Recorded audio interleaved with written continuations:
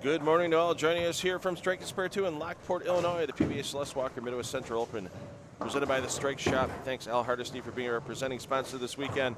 This practice for the Advancers round will be underway in about 2 minutes and 45 seconds. With the first balls of competition, we'll run you through the field here in the main feed.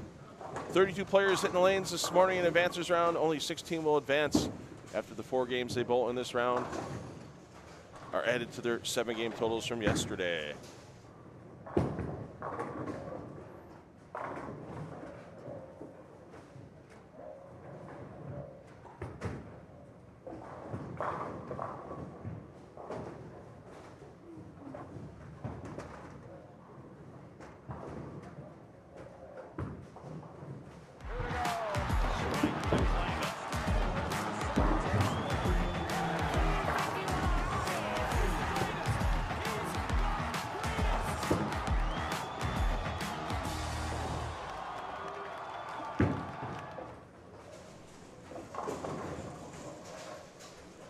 And from Strike and Spare 2 in Lockport, Illinois, this is the PBA Celeste Walker Midwest Central Open presented by the Strike Shop. Good morning, everyone. I am $2 Phil Brylo here with you this morning. Advancers round getting ready to get underway, and the big story is a couple of names you are very familiar with, if you are a PBA Tour fan, are in our top 2 spots in the leaderboard this morning. Cam Crow, your leader after yesterday's qualifying. AJ Johnson in second place. He is your defending champion of this event. AJ, a really good track record here with the championship last year. In 2024, he lost out to Trey Heinrichsmeyer. Trey barely making match play today, our 2024 champion. Started out minus 16 yesterday. Shot 800 for his next 3 games to get himself back in contention. And if it's anything like previous years here, watch out for Trey, as he has averaged over 250 in the Advancers round each of the last 2 years. Even though it may be different patterns, sometimes the bowler has a good look, good roll in the center, and just keep going on. So let's get you to the lanes. We'll have player introductions as soon as the remainder of practice is completed.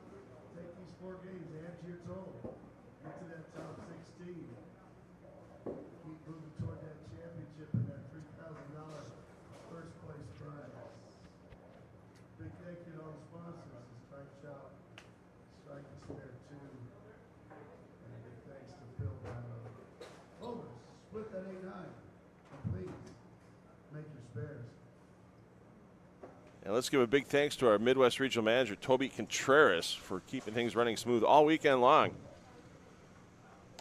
here at the PBA Celeste Walker Midwest Central Open presented by the Strike Shop. Start you here on lanes 15 and 16. Remember, all pairs in play available for you to watch all morning long. So I'm sure if you have a dedicated interest in any particular bowler, you're probably double tapping already. If not, first time here on the PBA YouTube page, what I suggest to do is if you open up the description underneath the video you're watching, if you haven't gone full screen yet, you can select the pair that you want. Right-click on one of those pairs and open up in a second tab. We'll give you scoring updates here. We'll give you the full rundown on everything you need to know about what's going on today through the tournament. As Cam Crow starts things off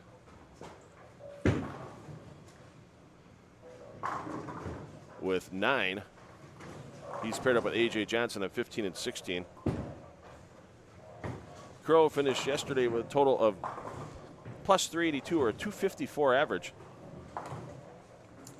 A.J. Johnson second, plus 350. Next door, Josh Hammonds, third place, plus 340. He'll be your bowler A. Darren Bloomquist, your bowler B, will be 321 to the positive starting his round today. Once again, it is a 4-game block here in the advancers round.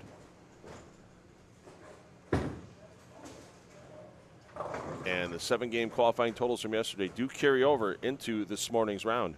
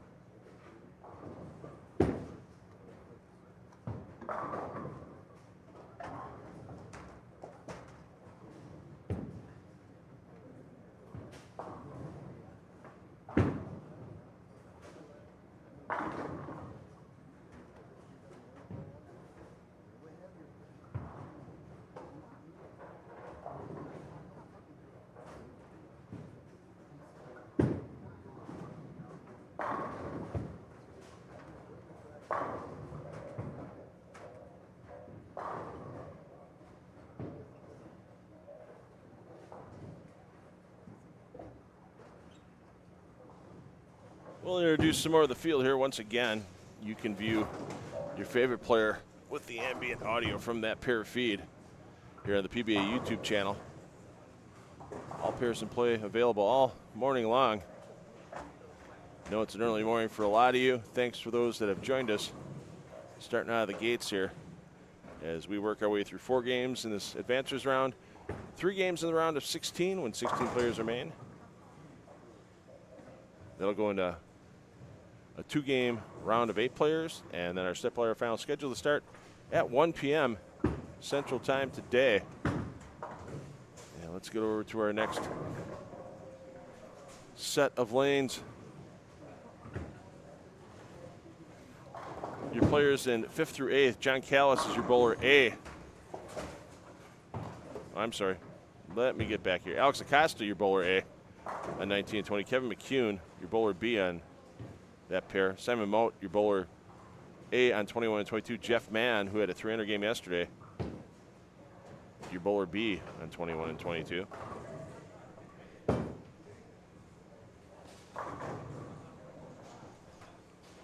We'll eventually get all players on the main feed this round as we make our way through with Kevin McCune on the front 5.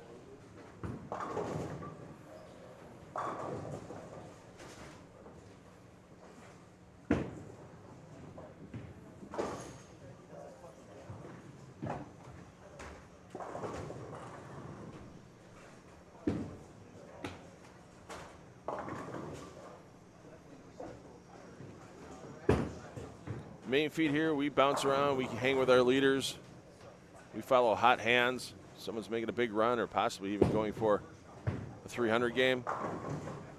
You'll see that in here. And I will have the live scoring link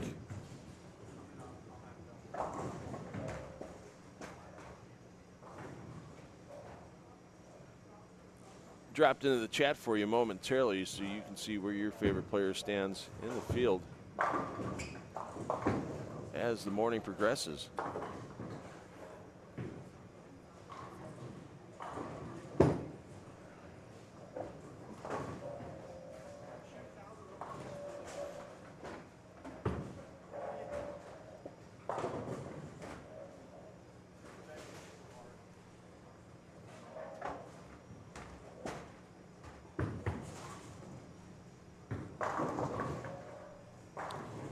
So McCune has his string ending at 5.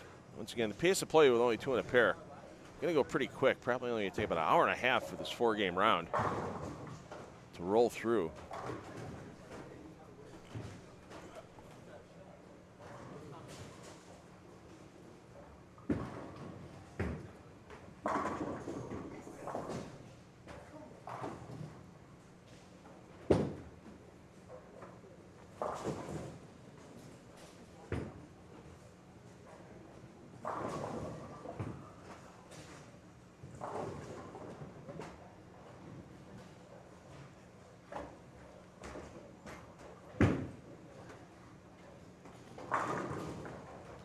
Honestly, the commentary I'll be providing this morning is going to be pretty light early on. A lot of bowlers to cover. First time joining us here on a PBA Regional produced by 10 on the Deck Productions for the PBA. I am $2 Phil Bridle. I am your one-man crew today. I am your producer, director, floor director, camera operator, audio engineer, play-by-play. Don't expect me to do color analysis, though.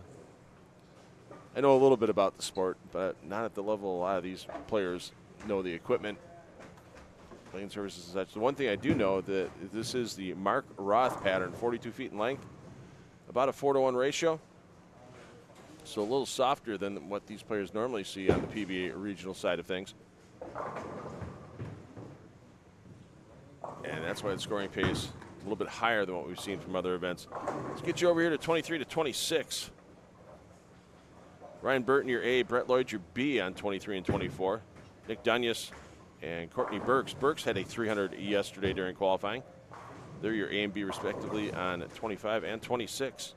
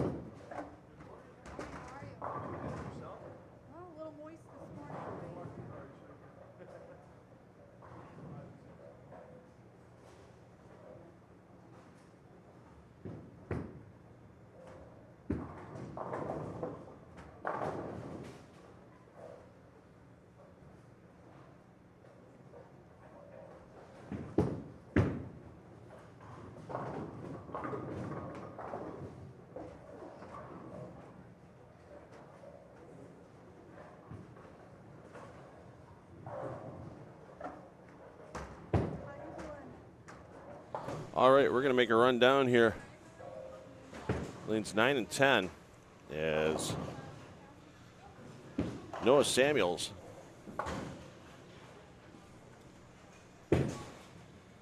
on the front 9. He's paired up with Bob Baker on 9 and 10. Obviously, Samuels is your bowler A. Next door on 7 and 8, John Callis is your A. Nick Danius is your bowler B.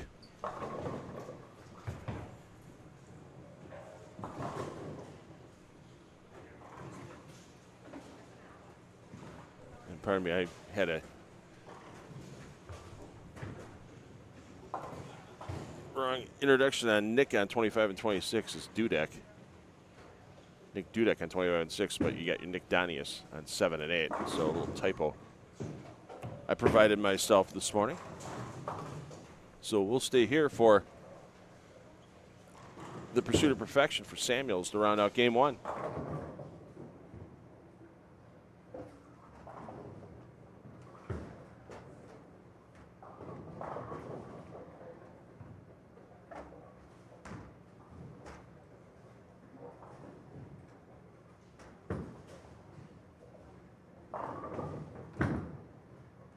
You'll see Noah Samuels stepping up on lane 10, right side of your screen, coming into play. Looks like he's got urethane in hand on this Mark Roth pattern. And a no-doubter for the 10th strike.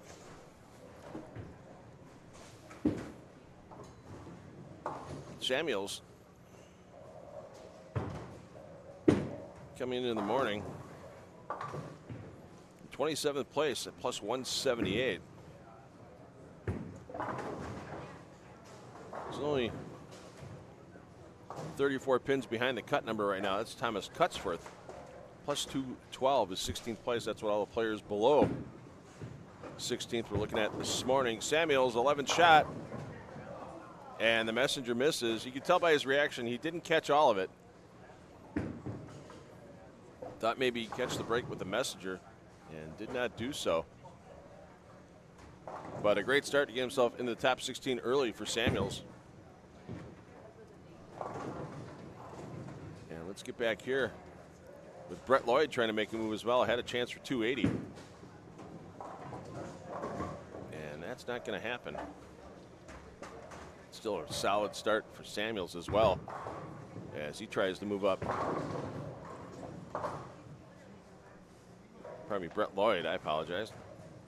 Looking at two different screens at once. Samuels is walking back and Brett Lloyd's in my face. Lloyd plus 257 in 10th place.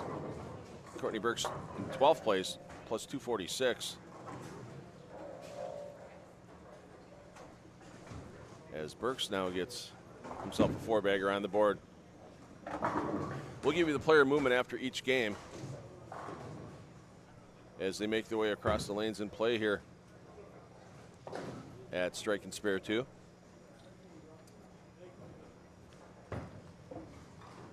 Appreciate everybody joining us early on a Sunday morning for this 4-game advancers round.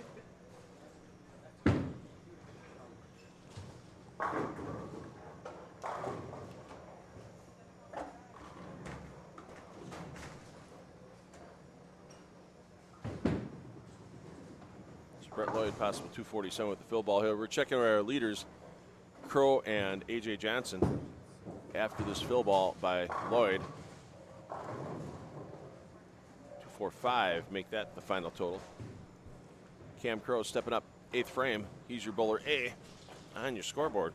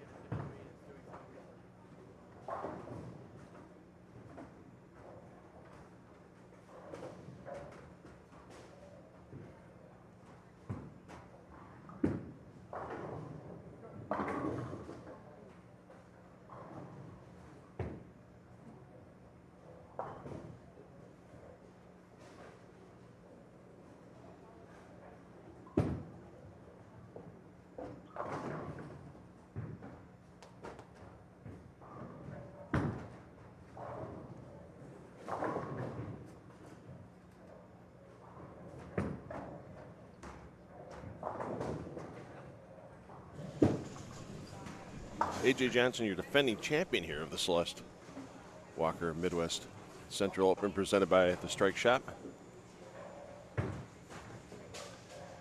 In second place after qualifying. Low game of the day yesterday, 227 in game 2. 3 games over 250, and then pop a 276 in game 5 on top of that. Helped him boost to that plus 350, a 250 average on the nose yesterday for Johnson. Trying to fight back and get 225 on the board here in this opening game. Once again, all games in this advances round will be added to the bowlers' 7-game qualifying totals from yesterday to see which 16 bowlers will advance to the aptly named round of 16 immediately after this round is completed.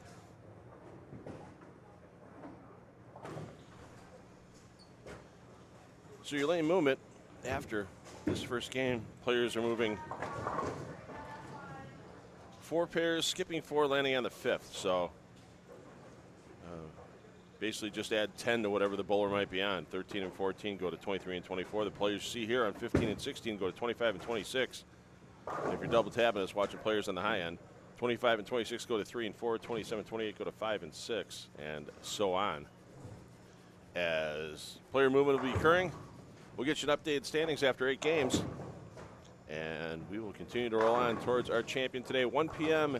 Central Time, that's scheduled step ladder start for the PBA Celeste Walker Midwest Central Open, presented by the Strike Shop. I'm $2 Phil Brylow, taking you through the day here on this 10 on the Deck Productions live stream.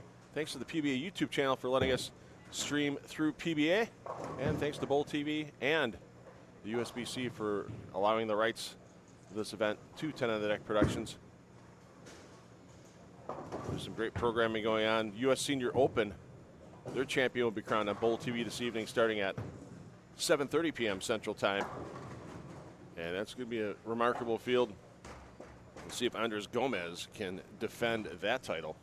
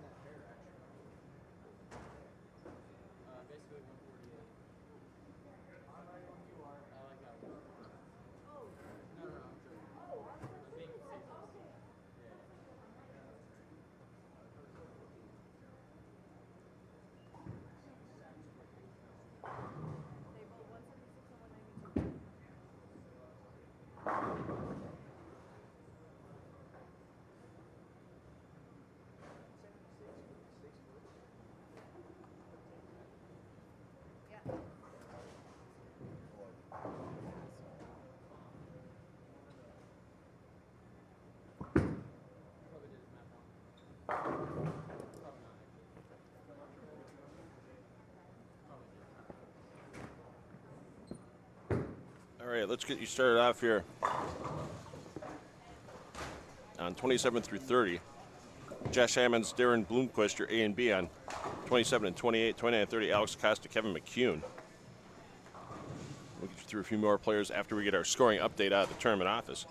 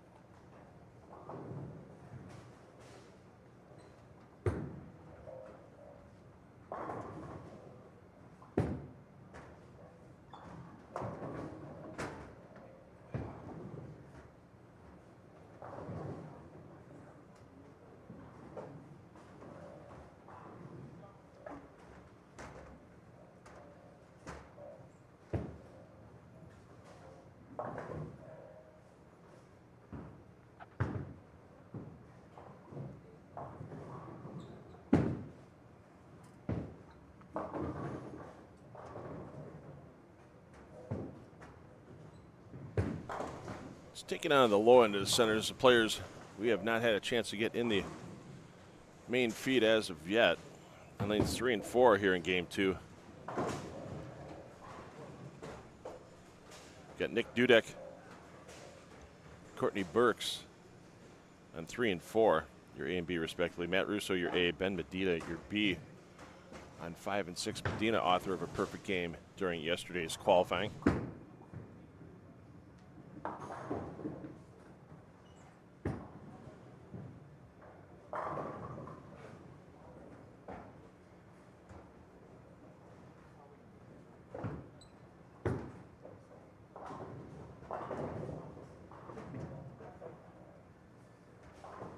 That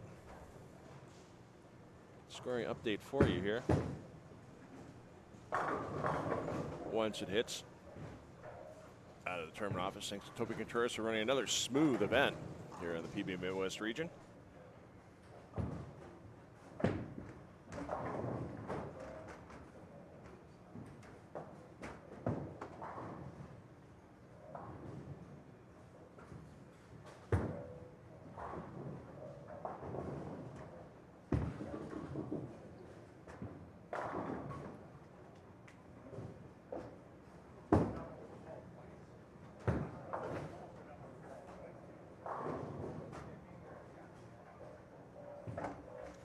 See Russo coming into the right side of your screen. Russo, after qualifying yesterday, was in 13th place for his 7 games, plus 241. And he's letting that ball shape nicely. And an opening strike here in game 2 for Russo. His lane mate, Medina, plus 225 in 14th position.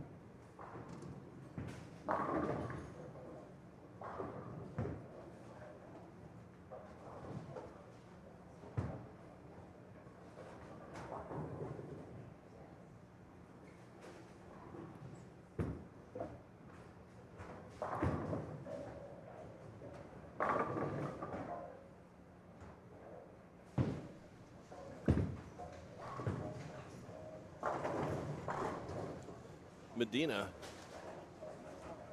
we mentioned the 300 yesterday. We're in the 3rd game of his qualifying block. Low game at 203 in game 6 to offset the 300, but still a great total, averaging 232 on the day yesterday.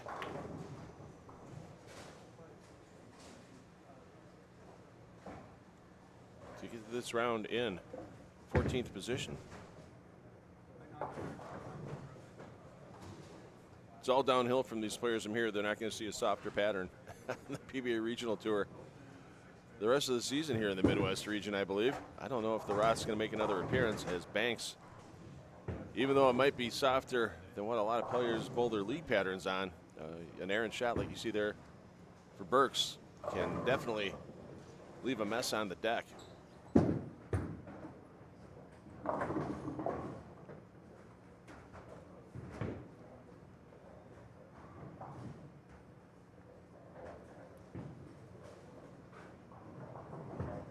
And here are your totals after the first game of the Advancers round and the 7 games from yesterday.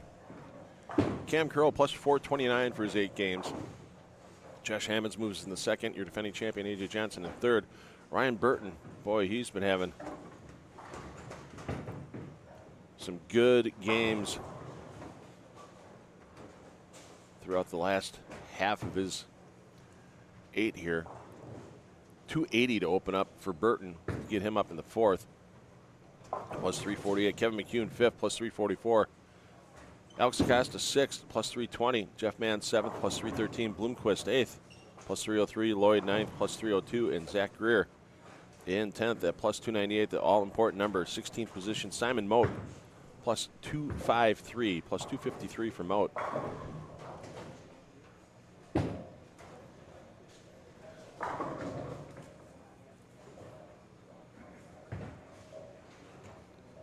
Mote just 7 pins ahead of Trent Mitchell. 16 pins ahead of Christopher Szynski.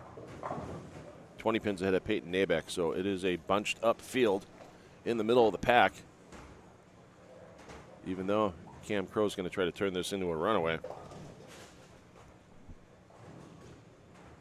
Problem is, when you got players like Ryan Burton coming out of the gates at 280, he already made up 33 pins on Crow. Crow opening effort 247. Let's take a peek in here on the players that were right around the cut number coming into competition. Walking into your screen on the left side is the man who was the number with Thomas Cutsforth. He was 16th. He's your bowler B, your bowler A, Michael Kristofik. Next door, 9 and 10, Trent Mitchell and Christopher Szynski. Topher, as he has on his jersey.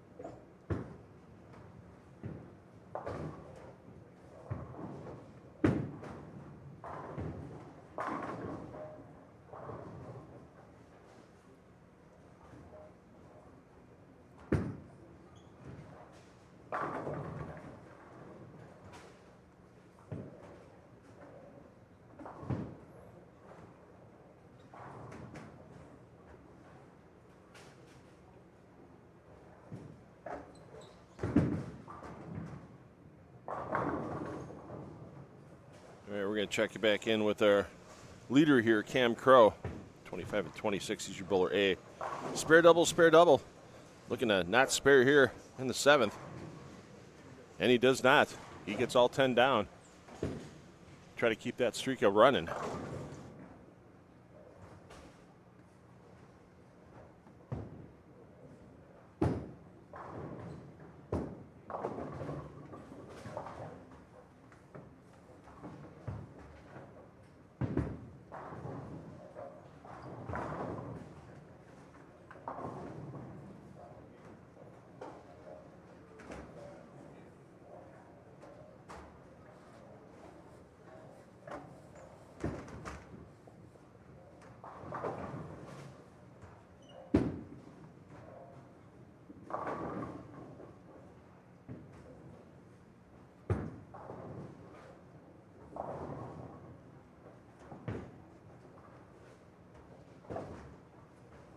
Next door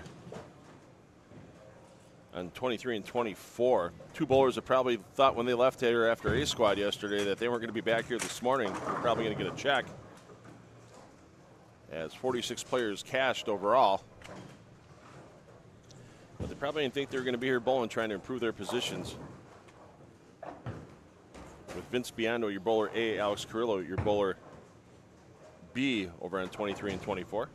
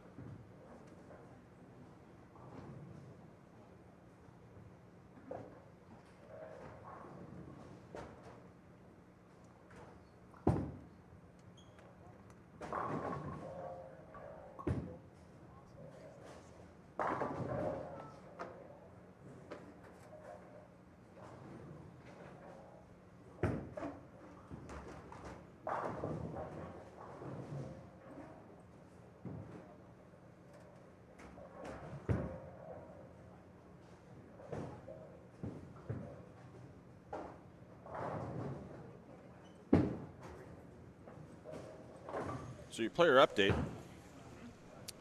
for movement between this game 2 and game 3.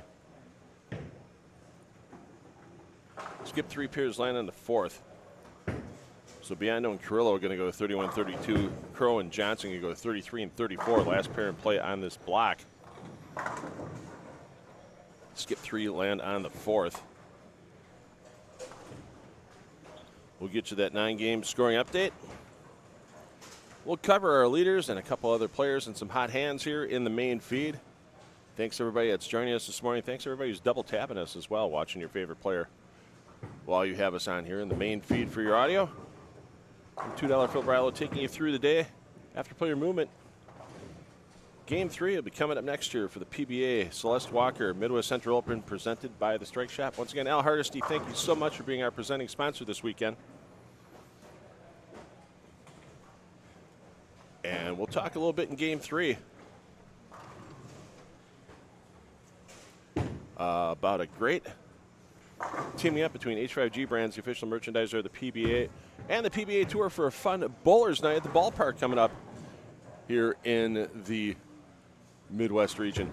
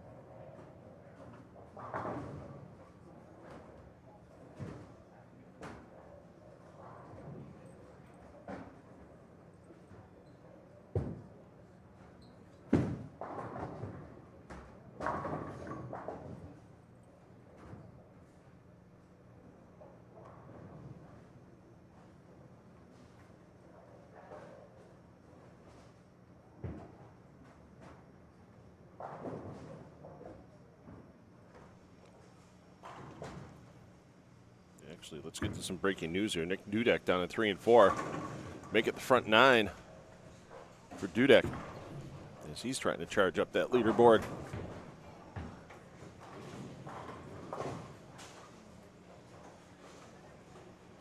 Dudek outside the number right now, currently in 20th position, plus 232. Well, even adding at least 60-some to it. If disaster happens in the 10th frame, still gets him in that plus 300 range, still gets him most likely inside the top 16. As he was only 21 pins behind Simon Mote for 16th position. Dudek opened his round this morning with a whopping 178. Yikes, we can see why he needs that turnaround.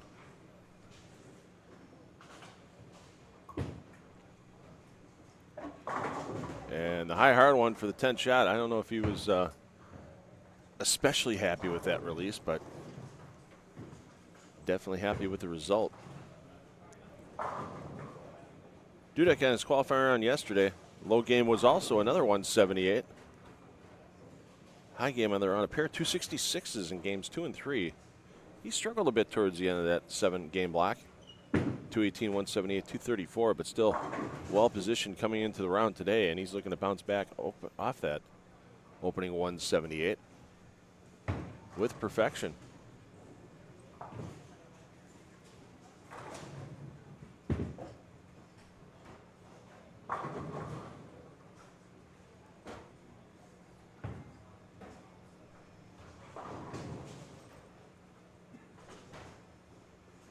Taking a little longer than normal in the approach. I know he wants to make this a good shot, but you don't want to give yourself that mental lockup.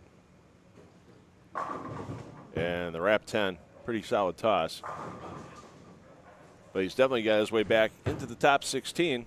He's got to hold it there for 2 more games, though, to advance to our next round immediately following this advancers round. Thanks, everybody, for joining us this morning from Strike and Spare 2 in Lockport, Illinois for the PBA Celeste Walker Midwest Central Open presented by the Strike Shop.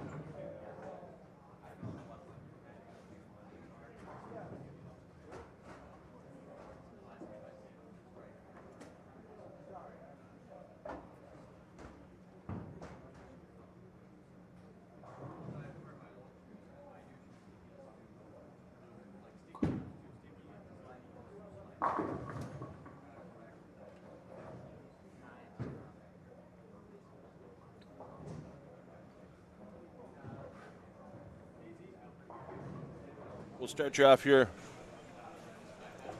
on game 3 before rejoining Cam Crow and AJ Johnson. Once their game 3 commences. Players we haven't seen yet in the main feed this morning. Well, Noah Samuels we did see because he had a front 10 in the opening game, trying to get himself into the top 16. He's paired up with Bob Baker. Samuels there is your A, Baker your B. Logan Krupinski and Colin Howe, your A and B respectively, in 29-30. 9-game scoring update. We'll get it to you shortly.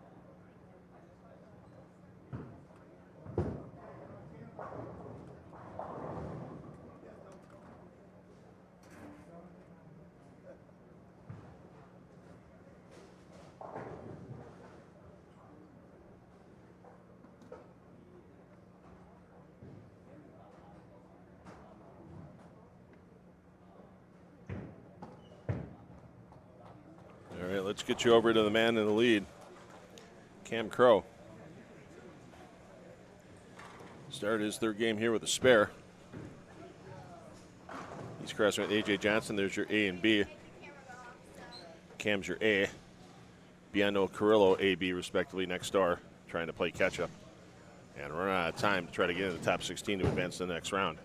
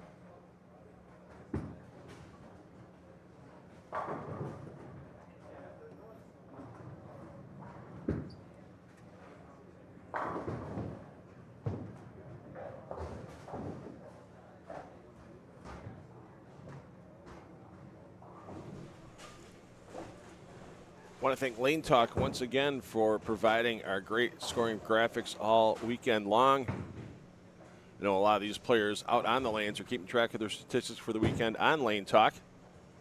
And if you haven't already subscribed to Lane Talk and you want to try it out, you can actually try the full version, Lane Talk Pro, on your mobile device for free for 30 days. Just go check out the offer at lanetalk.com and then download the application for your phone. Yes, it's application. I know everybody shortens it to app. Everybody used to call it a program. Now it's an application. Download that app on the Google Play Store or the Apple Store as Cam Crow continues crushing racks. That's a three-bagger on the board here for Crow. Should have that 9-game scoring update coming across after scores are verified for the second game of the block this morning. Total those into the 7 games from yesterday for our 9-game total.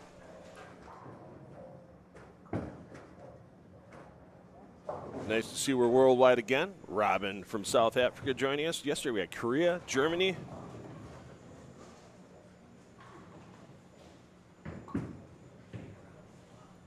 We are worldwide here with the PBA Regional Tour. Lots of interest at all levels of the PBA. This is just a side of the PBA most bowlers and bowling fans don't get to see very often unless they're in person at a location near you. And you can check out at PBA.com. You can check out where the PBA may be near you on the Regional Tour. When you go to PBA.com, there's a taskbar across the top. The fifth option is Tours. You hit that drop-down menu, and the fourth option down is PBA Regional Tour. And you can see the schedule of all the upcoming events across the country, as there are also regionals this weekend in Idaho, South Carolina, and Pennsylvania, with PBA players battling it out for regional titles.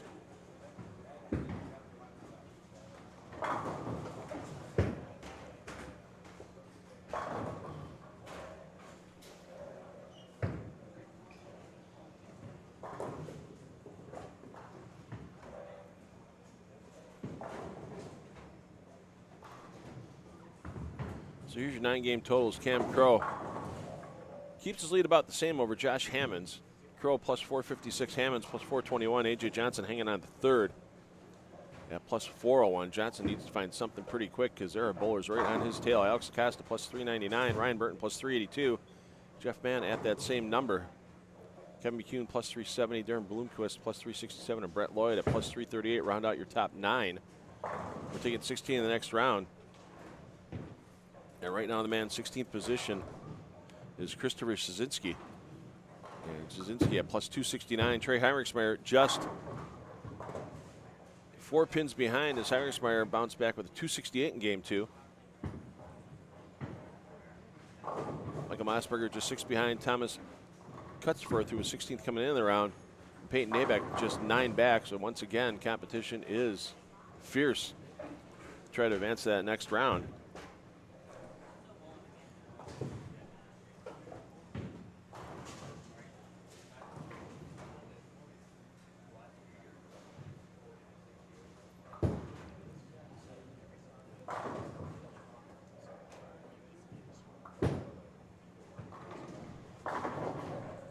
And Heinrichsmeyer not slowing down. We'll check in on him in a moment here. Once again, he was our 2024 champion over A.J. Johnson. A.J. got some revenge last year by beating Heinrichsmeyer in the championship match for the Celeste Walker Open presented by the Strike Shop title.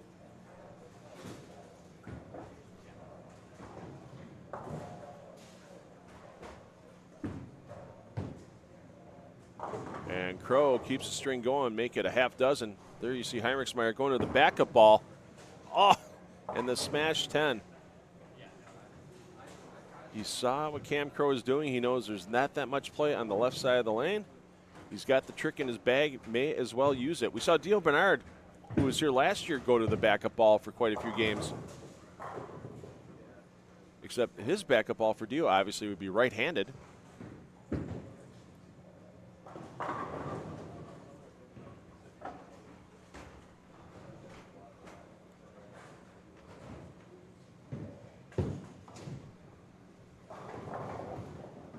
So we'll peek back in on Heinrichsmeyer shortly. Let's get back. A.J. Johnson should be creeping into the right side of your screen momentarily. There you see him looking to break the spare double string. Does that.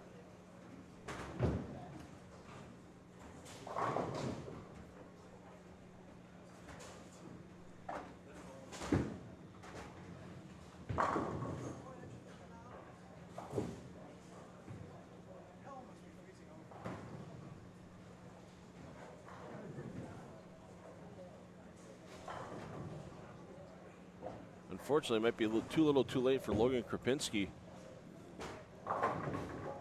Over on 29-30, Krapinski had the front 7 before stopped by a single pin.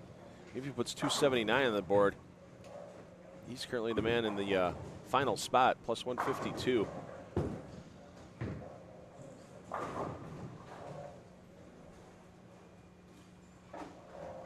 He basically probably would have to be perfect the last game to even try to get in the top 16. It's the 6 just barely does the job on the 10. And how about one for the old guys here this weekend with Vince Biondo making the cut. Heinrichsmeyer, I guess there'll be a second. We'll stay here with Crow as he tries to get his string out to a sexy 7th. How sexy is it, Cam? That is not sexy. I think we all lip read what Cam had to say on that one. Wow. The words Cam Crow and 5'7" have never popped in my head together. And speaking of which, as Trey Heinrichsmeyer barely gets that 5-pin out. So Heinrichsmeyer going into the 10th frame looking to get to 258. Continue his climb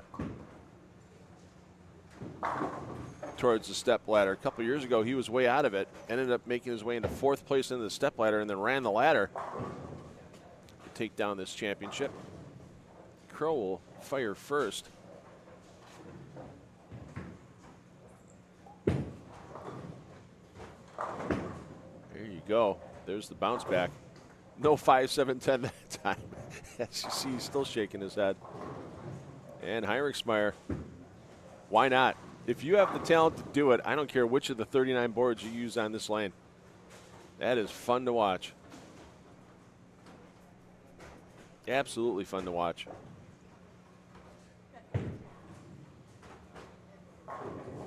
And of course, with Trey being from Wisconsin, currently the hometown Two Rivers, former hometown Eau Claire.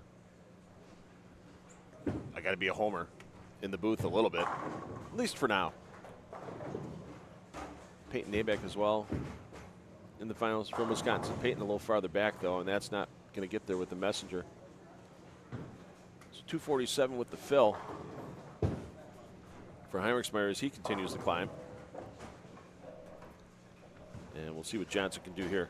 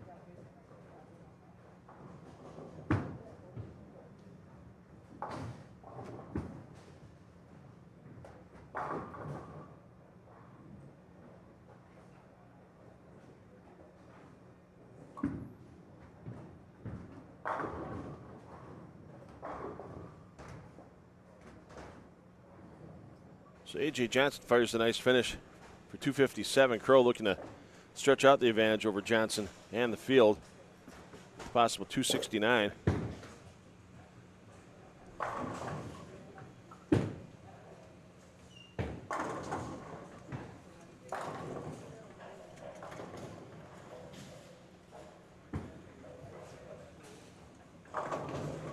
So you play a movement from game 3 to game 4. Skip 2 land on the third pair. So the players you see here at 33 and 34, they're going to 7 and 8. 31 32 going to 5 and 6. So skip 2, land on the third. I'm $2 Phil Bradlow. Thanks everybody for joining us today. As after the next game, game 4 of 4, we will be cutting down to the top 16 bowlers for 3 additional games at the PBA Celeste Walker Midwest Central Open presented by the Strike Shop. Our final game of this round coming up next. All your followers, let's learn to throw a reactive ball once more. It's 5-1.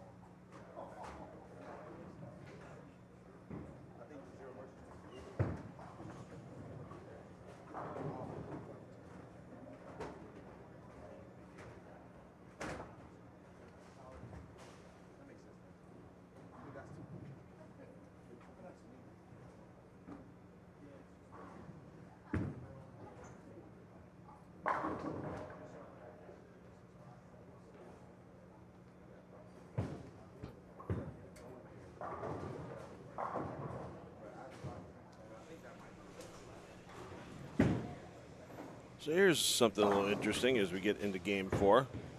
Just caught Trey Heinrichsmeyer's first shot of game 4. We saw him start the day using the standard right side or right hand or right side of the lane delivery. Then we saw him move to the left side backup ball right-handed delivery. And now looks like Trey is up. Nope, he's back to the and a solid 9 with the left-hand delivery. Pardon me, the left side right-hand delivery with the backup ball.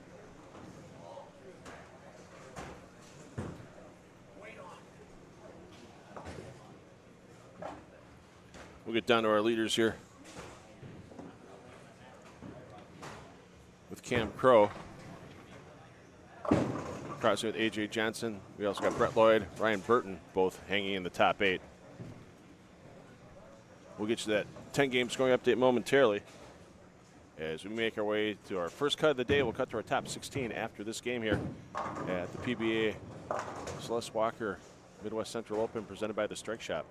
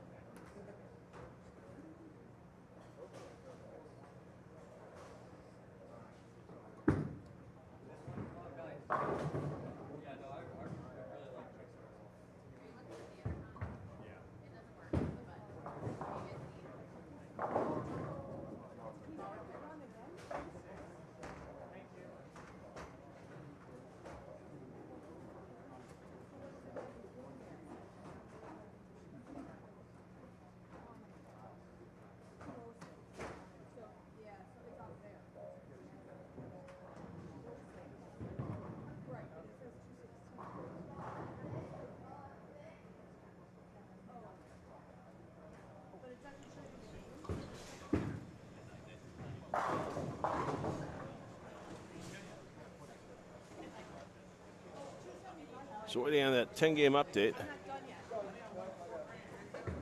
We'll have that for you momentarily. And some of these bowlers showing a lot of success. We knew it would be a higher scoring pace with the 42-foot Mark Roth pattern this weekend. But when you're Cam Crow and you're averaging 250 for your first 9 games and then pile on a game in the 260s, bring that average up a little bit, that is one heck of a weekend you're having yourself at this point. Thing is, even if you get yourself through these elimination rounds, this is the last game of advancers round. We'll cut to our top 16. We'll have 3 more games added into their 11-game pinfall. And the top 8 of those players after 14 games will advance to our final 2 games in the elimination round of 8. And then we will have our top 4 seeded into a step ladder. The step ladder is scheduled to start 1 p.m. Central Time here. And even if you bowl great, you're the 1 seed in the step ladder, you still need to win 1 more game. The excitement of the step ladder finals.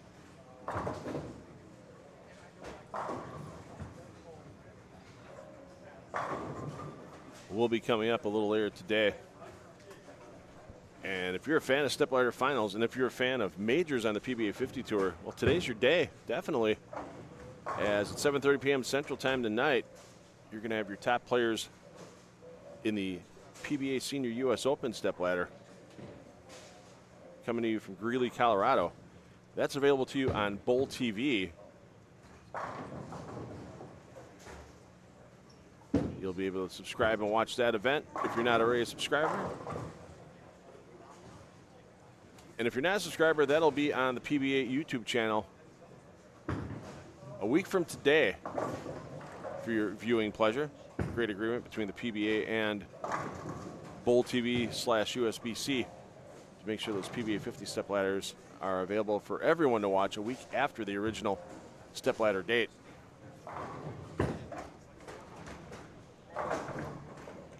And once again, we here at 10 on the Deck Productions want to thank the PBA for letting us live stream onto their YouTube channel. And we'd like to thank Bowl TV and USB-C for providing the rights to this PBA Celeste Walker Midwest Central Open presented by the Strike Shop. And 10 on the Deck Productions has those live streaming rights thanks to Bowl TV and USB-C.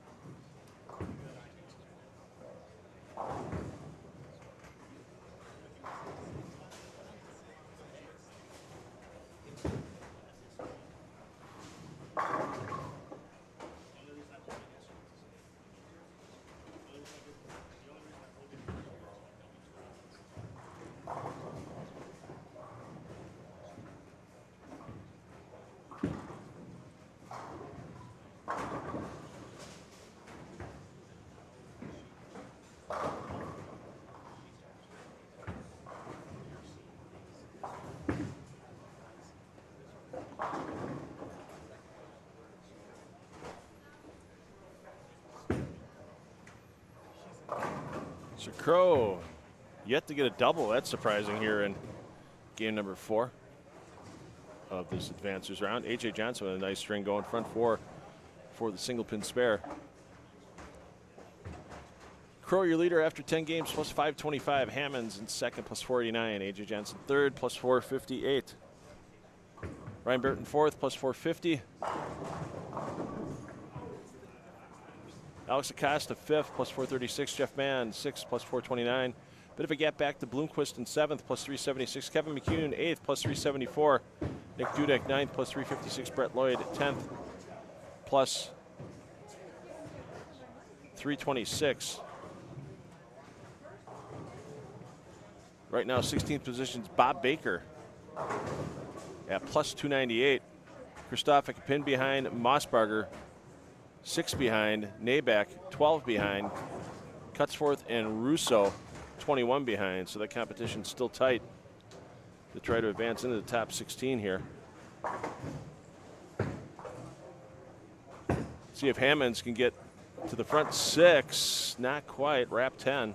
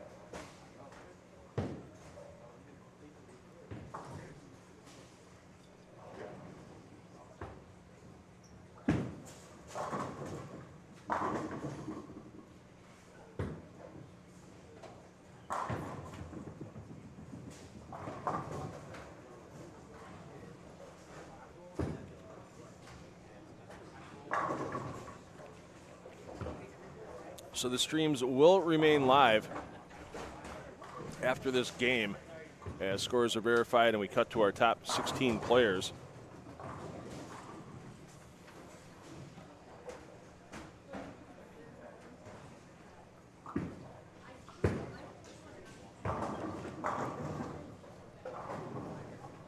During the break, we'll get you reliving last year's Celeste Walker Midwest Central Open presented by the Strike Shop. We'll join the second game of the stepladder from last year when it was a battle between A.J. Johnson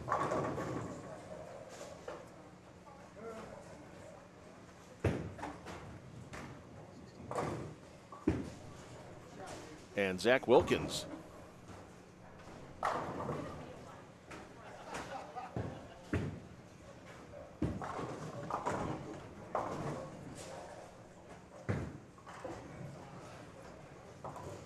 Once we're complete with the action here, we'll verify those scores. And we'll bring you back in time for practice.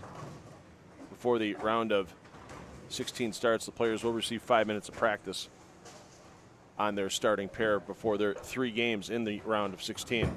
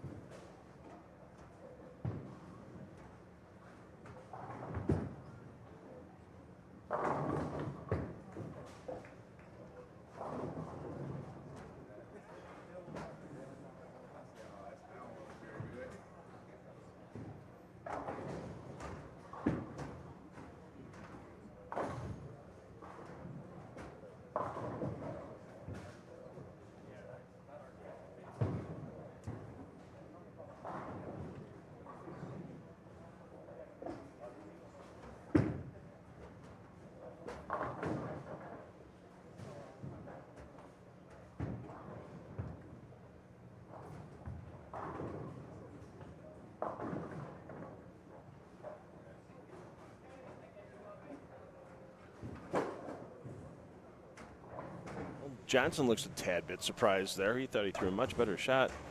Instead, the result of 4-6. You know, these players know every pin counts. There's no stopping, piling on the pins all day long until we get to the stepladder. Every round counts. You don't want to miss advancing out of a round by less than a mark. Yesterday, a couple players missed making the top 32 by less than 10 pins. And, you know, even though they got a check, they were kicking themselves a bit this morning.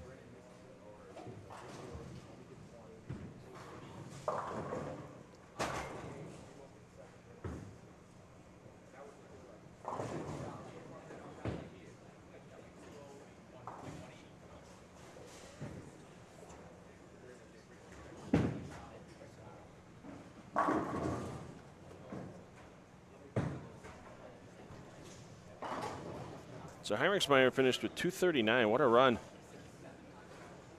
by that man, our 2024 champion and 2025 runner-up.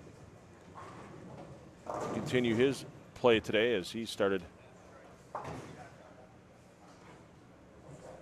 outside the top 16.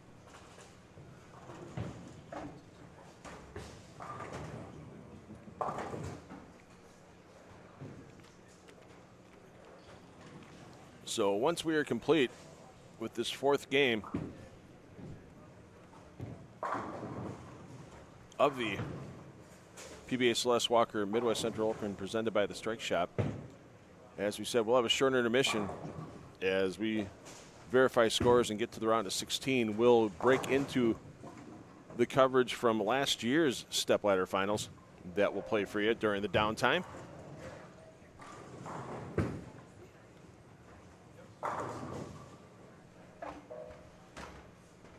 With the official cut number and the player involved in that cut. And once the players are assigned and ready to bowl their practice, we will bring you back on to live programming here on the PBA YouTube channel. Appreciate everyone joining us early this morning. Once again, once we're complete with this fourth and final game, enjoy the coverage from last year's stepladder. And thanks for sticking with us all through the day till we crown our champion.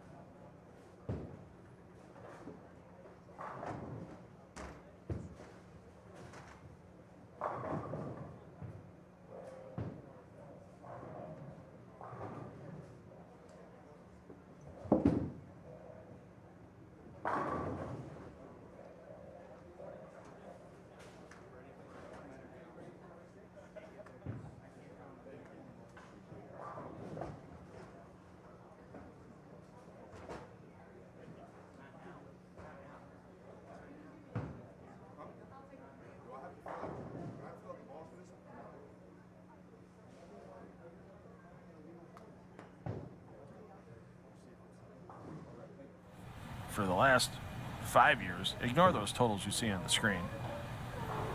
That's just because they were throwing some balls in practice and then did some erasing of frames. We're starting off fresh here. Frame 1, Wilkins, 10 back.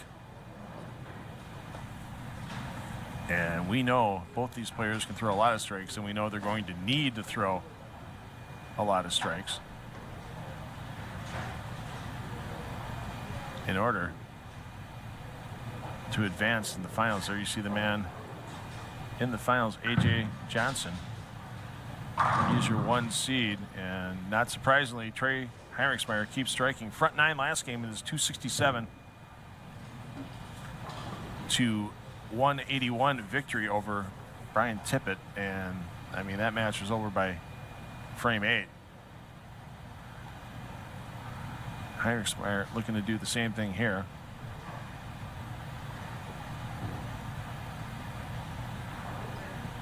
As Heinrichsmeyer gets that hand, we've seen he's had some moisture issues. He's gone back to the hand dryer more than once for some shots. That needs help. Oh, he did scramble it up. You could tell he wasn't real happy with the release on that shot. We've seen Trey walk away from a couple shots today when he's really pured it.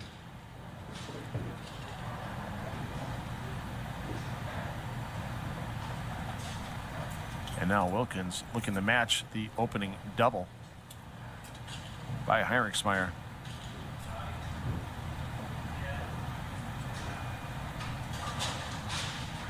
I keep waiting for O Canada to break out every time I see Zach Wilkins' jersey. Down the line, heading back towards that pocket. Make it happen. We are even after 2 frames. And there you see, oh, I bet you Trey is looking at social media right now, seeing how many of his friends are following here in the live stream. But you can't sit there and focus, hyper-focus on things. You could find yourself messing up. You see a lot more players doing that. They focus, they get the hyper-focus going up on a shot like this, like you see for Wilkins, and then take the breath, ease into the shot. Whoa, now. If you tell me he actually meant to throw it there, he's not giving anything away. That ball was easily too right of where that first frame shot was. Ryan Miller invests the way he wants to invest. Ryan sets his investments to automatic. That was easier than I thought. That voice stays in the car, right? What voice? Talk about easier investing.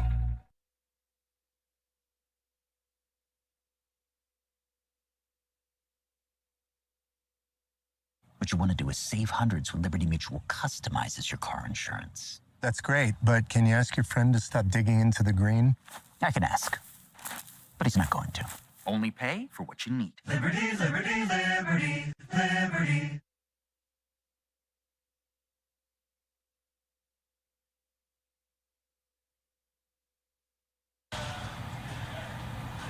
But Wilkins gets the front 3.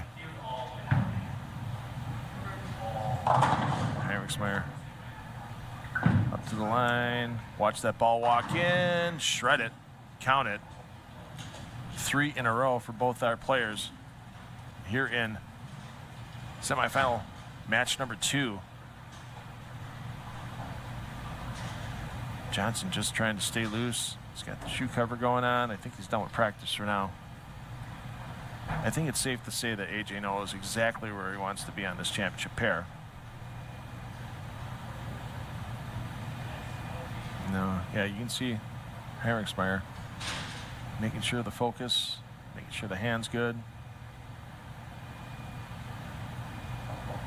Watch that ball roll up on the forearm. Powerful release. Gets it in. Oh, that 7 tried to stand. Not this time, says Heinrichsmeyer. We are in another back and forth battle. We saw it earlier, a big roll-off we had to get to the round of 8 between Ryan Spear and Cameron Crowe. And both those players started with the front 6 before Spear ended up pulling out the victory before the round of 8. to advance.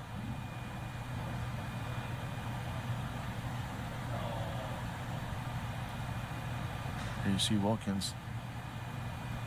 A little bit more the ball weight on that left hand to start. Then he rolls the ball back on the forearm, and the 6-pin flips forward. Doesn't get to the 10, and Zach didn't want to have to use that spare ball. Looks like he's going back to get it.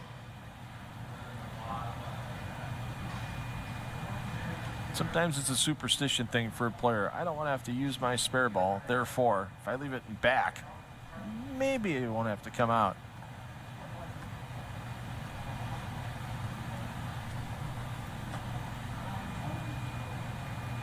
Once again, you're watching last year's stepladder finals. Way over. Match Left side number of the 2, approach using Zach that whole Wilkins, lane. Trey Heinrichsmeyer.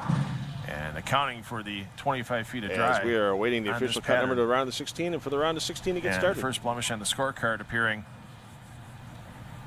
for these players with Wilkins in the 4th frame.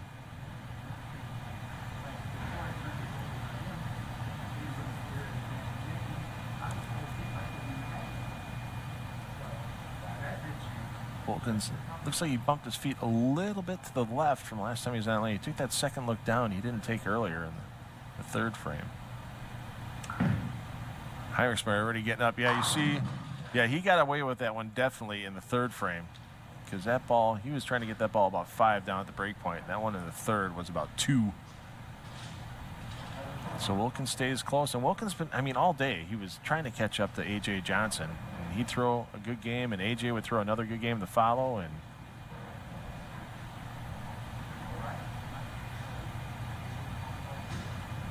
let's see what Heinrichsmeyer can do here.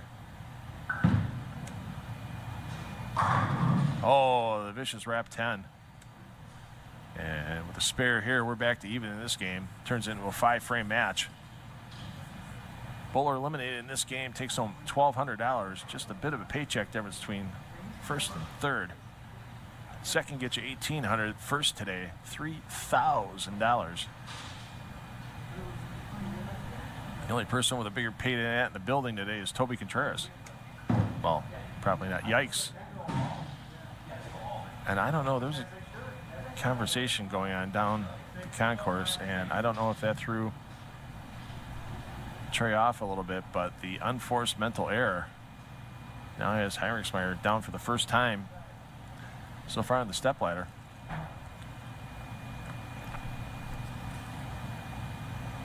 He's going to take an extra second to recompose himself here. He's a smart kid. He might only be 19 years old, but he knows you can't give a PBA elite player any type of advantage in the match, especially a stepladder. That time the 6 does the job on the 10.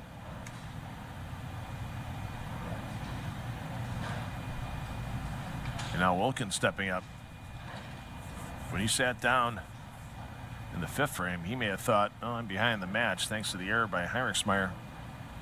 Wilkins now ahead and looking to extend that lead to 12.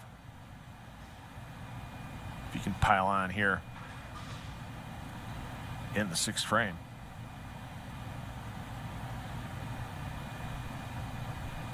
You see a lot of that weight early, then it rotates back to the right hand and it rolls up that right forearm for Wilkins. Oh, pays full price. It's Sunday. We're going to church and we're taking a friend, the Greek church with the 3-pin. And he seems a little stunned that that ball had that type of movement on it.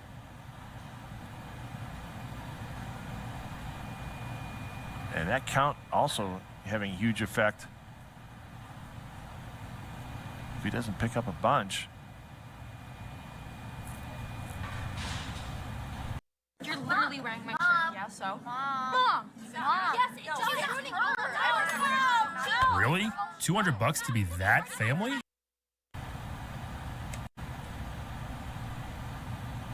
You see 3, 4, 6, 7, 9, 10 for Wilkins. Down the line, is he going to get them all? Oh, that ball hung, and wow, that's an unusual 4 to get out of that. And now the advantage goes back to the deficit for Wilkins, and he's still wondering what in tarnation happened. that shot in the 6th frame. So the lead swings back to Heinrichsmeyer. 245 now, the maximum for Wilkins. Heinrichsmeyer can get to 267, so Heinrichsmeyer has a little room for error if he has a spare with good count. And that one just a touch in. I wonder if all the breakdown, 4 righties on the pair, maybe they just clipped him in a unique place that Wilkins Once again, didn't still waiting expect on that cut number for the round of 16. We'll be Right back to lane. live action shortly. Meanwhile, enjoy last year's stepladder final, match number 2. Yeah, as you see, Heinrichsmeyer wasting no time getting ready. Zach, you need to come back. You still have 3 frames left, even though you're frustrated right now. Yeah, you get one of those shots where you just wonder what happened. I thought I aced it. And then it goes, in this case, slamming through the face.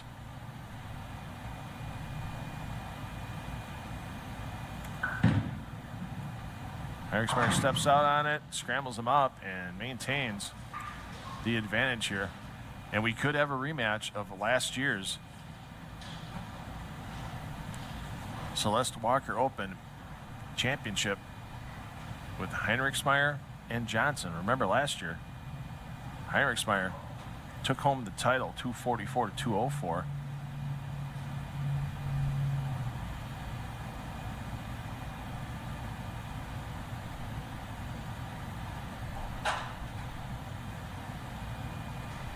Can Heinrichsmeyer make it back to back? He's got to get out of this match first.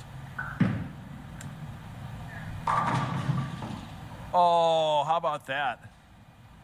The 6-pin, I think, helped that Messenger bounce back, turn around. He sees Zach there shaking his head going, come on, man.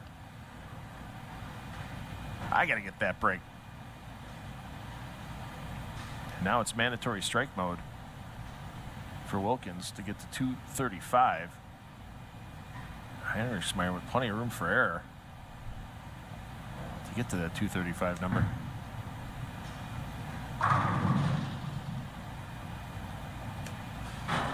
I don't think lane 32 is on Wilkins' Christmas card list this year. He's going to take the re-rack on lane 31. As you see on PBA Tour TV events, any PBA event at any level, players receive 2 re-racks per game of competition. Whenever they so choose, any additional re-racks would have to be awarded by Toby Contreras, our Midwest Regional Manager.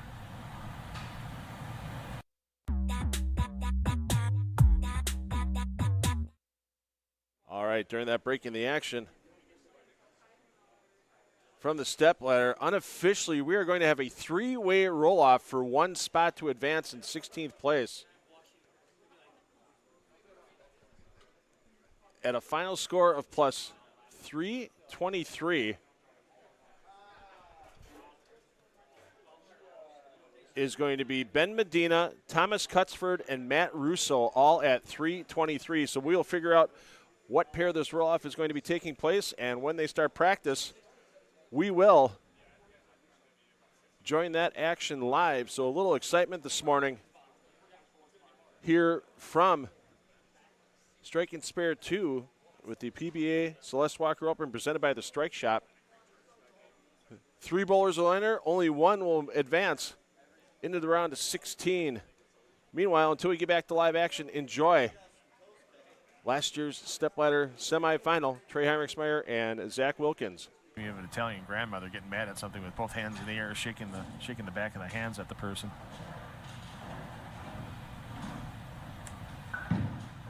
Heinrichsmeyer kneels down, and he can end this one very quickly.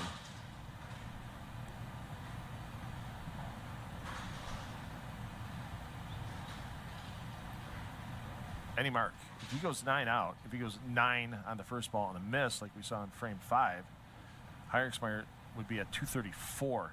That would let Wilkins punch all 3 to win by a pin. So Heinrichsmeyer, with that glance up at the scoreboard, He knows the situation. A.J. Johnson waiting to see who he's going to face. Just making sure that he's not practicing in anybody's way. Heinrichsmeyer likes it, and there you go. That's your match. And boy, what could have been.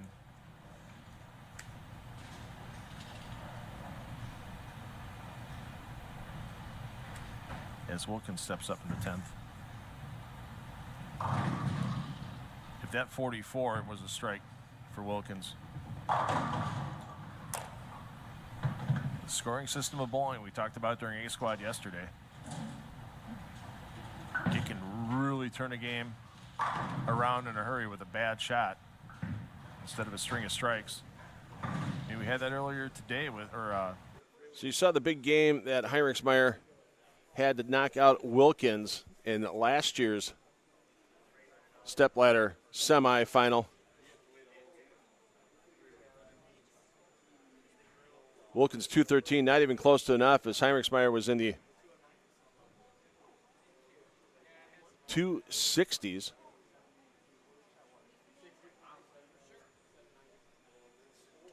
There you go for his 267. We'll get back and stare at some lane beds for a moment here.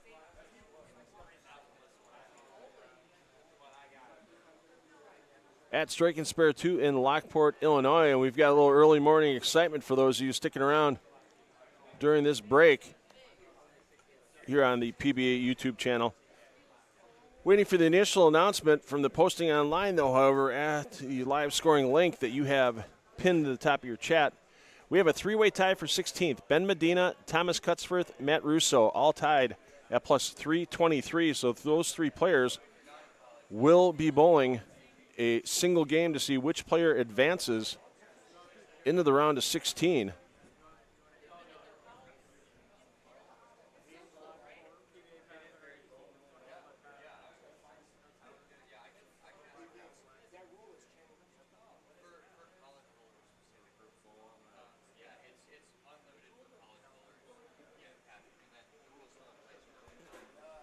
Oh, apologies there, Mr. Snyder. I only had room for 3 lines on that, and I have to have the tournament title on there.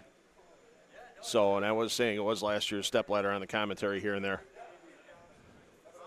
when I was breaking in with news. So, you're going to get the same thing between the round of 16 and round of 8, so just be prepared for it. So, we will have that roll-off shortly once we know all the details. They're getting everything made official, verifying all scores. And we'll hear Toby Contreras make that announcement. Here he comes. Just like on ESPN show, we've got that sudden death dodgeball. What we have is we have 3 bowlers that all are tied for the 16th spot at plus 323. We've got Ben Medina, Thomas Fetchford, and Matt Russo. And based on the tiebreaker on PBA rules, Ben had the high game of the block at 253, so he'll be the high seed just to pick the starting position. In the second, Thomas cut for 248, and in the third seed spot, so to speak, we have Matt at 246. So it'll be Ben's choice of position from first, second, third, then Thomas, then Matt. We're going to bowl in a pair that none of the gentlemen have bowled on. It's going to be a fresh pair. And I'm sorry for our fans, it's down on 35 and 6. Bowlers, you're going to get 10 minutes of warm up on that pair. So if you'll head down that way, one game roll up with one of these 3 bowlers advancing to the round of 16.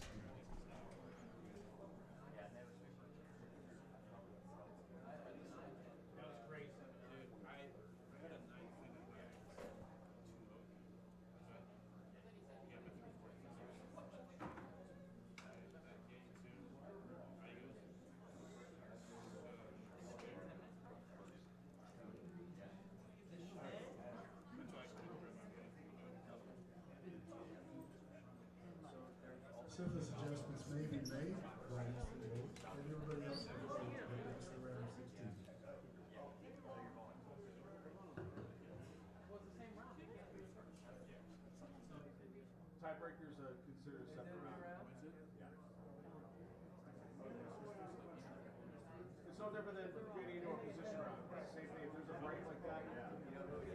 All right, so the bowlers are going to get 5 minutes of practice. Our roll-off pair is a pair that's fresh. We did not use it. It was available to us in case there was a long-term breakdown. Lanes 35 and 36.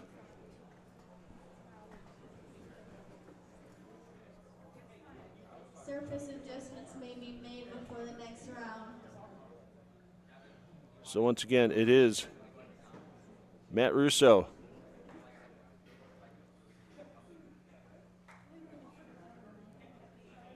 Ben Medina, and Thomas Cutsforth. Cutsforth with a big finish. Punched out in the 8th, 9th, and 10th frames for 246 to get himself back into this tiebreaker. He was the number coming into the morning, and now finds himself with a chance to still stay alive as we make our way through this tiebreaker.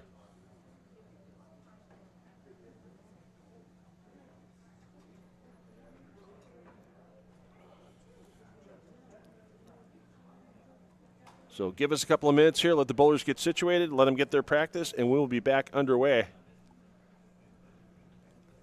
here from Strike and Spare 2. Nothing like a little early morning excitement here in Lockport to get the blood rushing.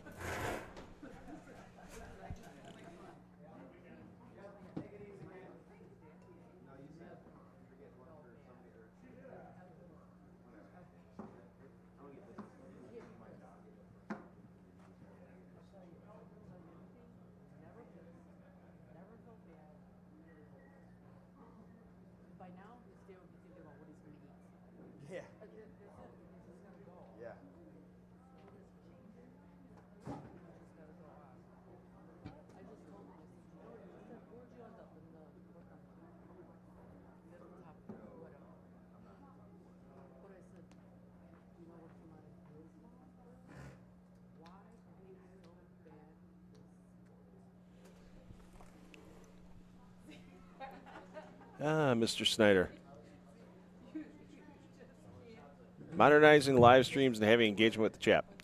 You've probably never watched one of the 10 of the Deck Productions live streams that we're lucky enough to do to PBA YouTube. I want to thank the PBA for letting me come in and produce this. I'm also your floor director, your announcer, your gaffer, your audio engineer. I'm a one-man crew doing this. So I might be old as well. I might not be as modern as everybody else, but we have every pair covered in the center, including a pair we didn't use all morning long. And we're able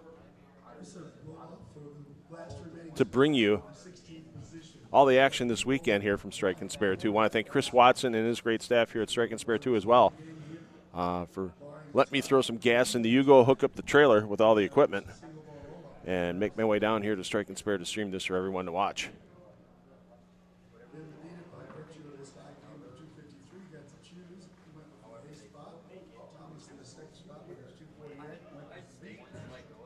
If you got any ideas, feel free to share them. There's website links, or there's links to email addresses at the PBA.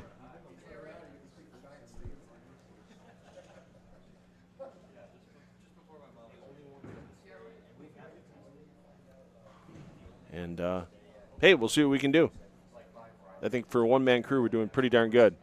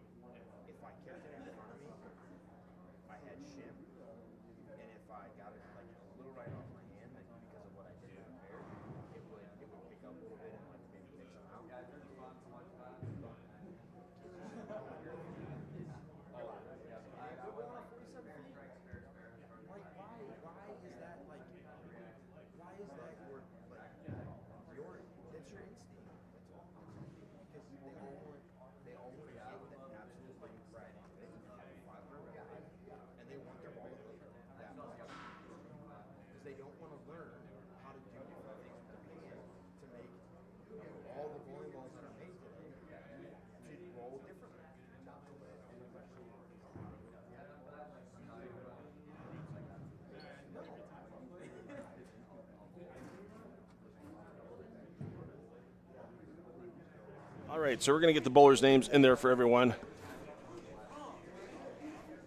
So Ben will be where you see A now.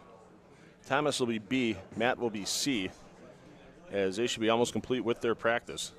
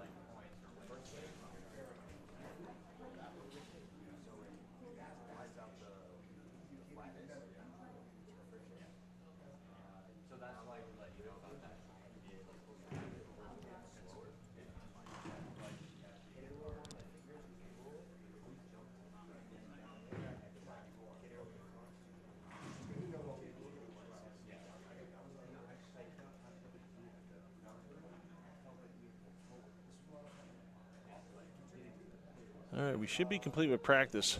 Waiting for the official announcement.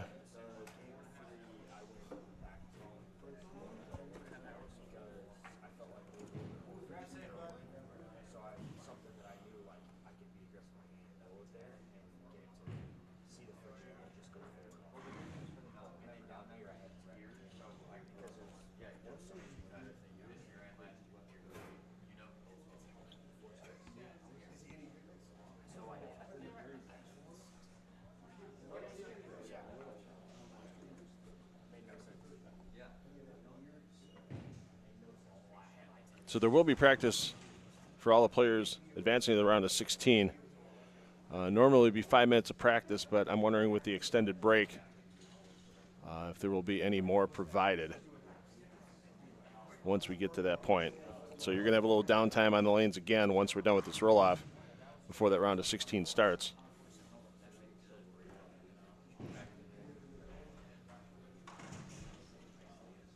And once again, only one player will advance out of this roll-off into the round of 16.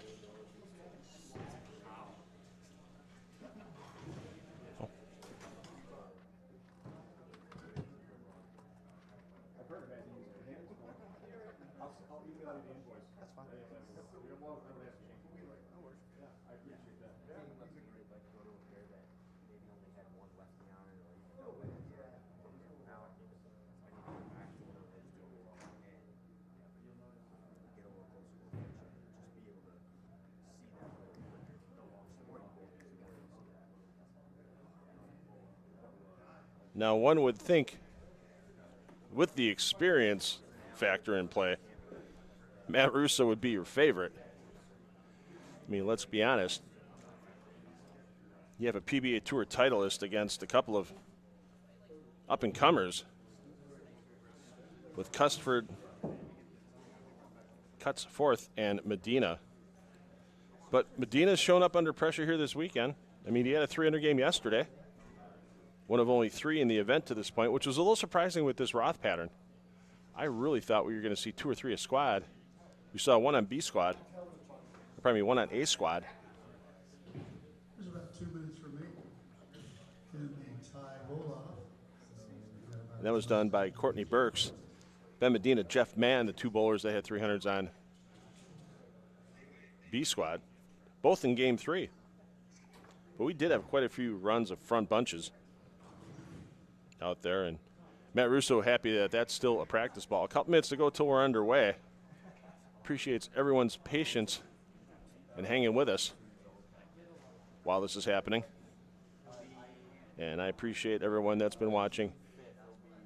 And I do appreciate everybody chatting it up in the chat. So, always good when bowlers share ideas with each other, what kind of bowling balls they use and such.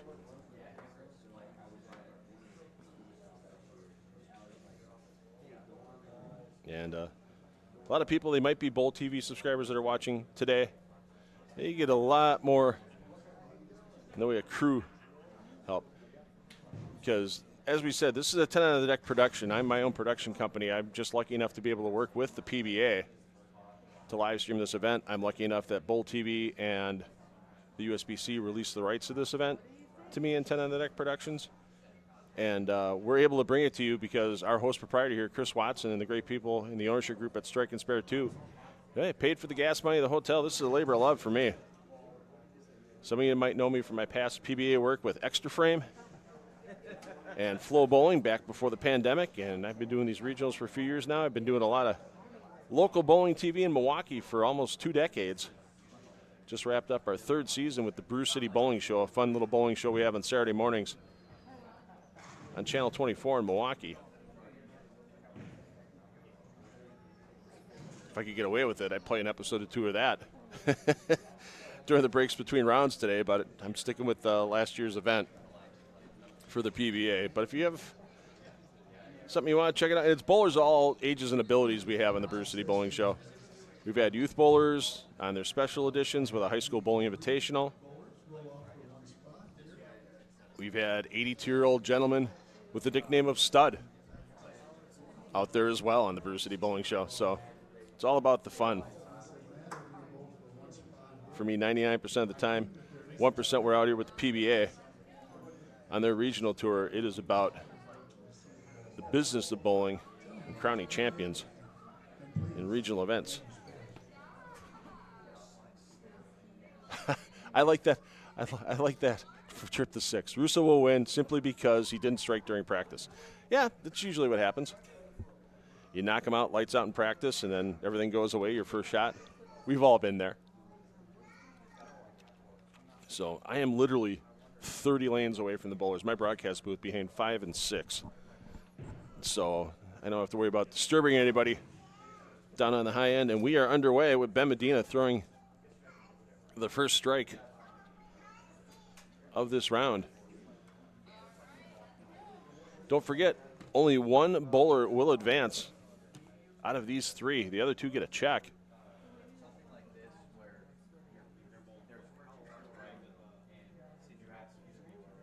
For making things happen. Scott Schultz, we don't know yet. We don't know what our future broadcasting plans may be. We're happy we're here in Lockport. Of course, everybody, I would love to get more regional stream. I'm sure the fans would love to see more regionals on the PBA YouTube channel, but there's a lot of other entities that need to be involved. As we mentioned, PBA, Bowl TV, that type of thing, before we can go ahead and do that for you. Medina strike, Russo strike, and we'll have a few seconds here before Cutsforth makes the throw. He is a deliberate player on the lanes, and that's worked for him this weekend. I mean, he's not a call the shot clock on him kind of player, let's be honest. He just likes to make sure everything is in position before he starts that approach, and we are perfect for the 3 players in frame number 1.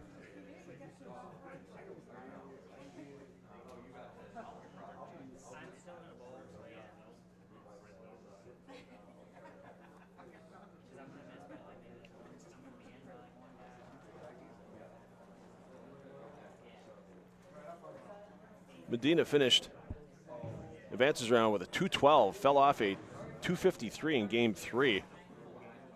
Only 3 of these players going, where could I have received one more pin in the last 11 games to avoid this roll-off? I'm sure many of us are asking that same thing.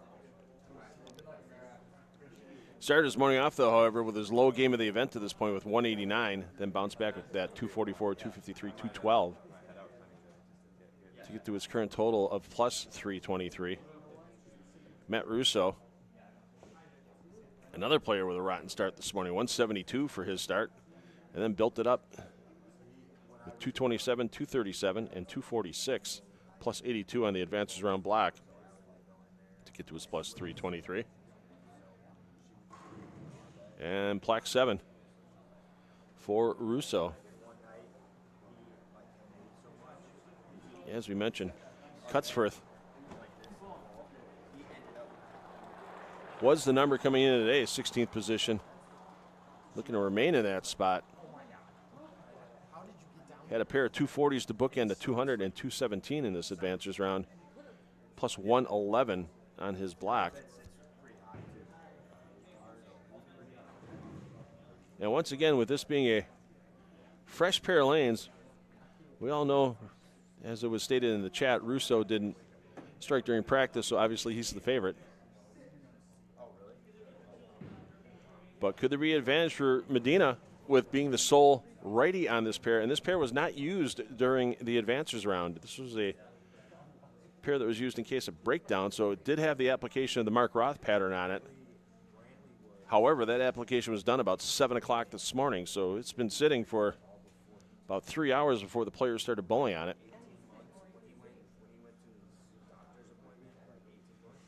And could that be advantage for this young man right here? As not in that shot.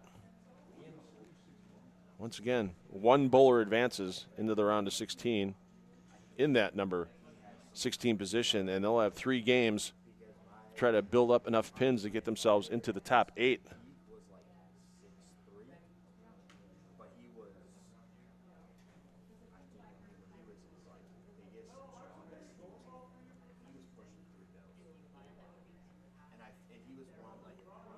So Medina, smart thing to do here, get the 2.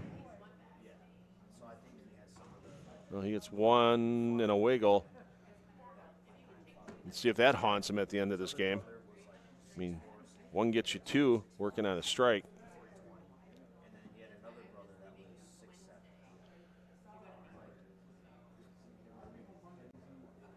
PBA Tour titleist Matt Russo, him and his lovely wife Lauren just moved into their new home in Missouri over the last few weeks. So, you know, Matt's a little fired up to get a little extra paint and furniture money here this weekend. As with a strike here, Cutsworth will have at least a 20-pin advantage.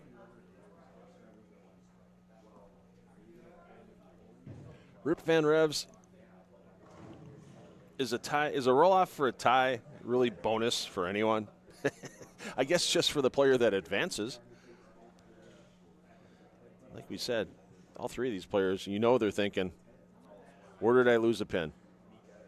Where could I have gotten that back? We could be in the middle of game 1 of the round of 16 right now. I don't think a single roll-off is going to push us back for our scheduled starting time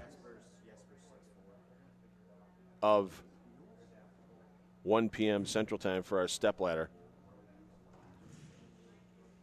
We'll definitely be on the air then. We may catch a little bit more of the practice prior to the stepladder starting, but we will make sure we are on the air at 1 p.m. for coverage for everyone here from Strike and Spare 2.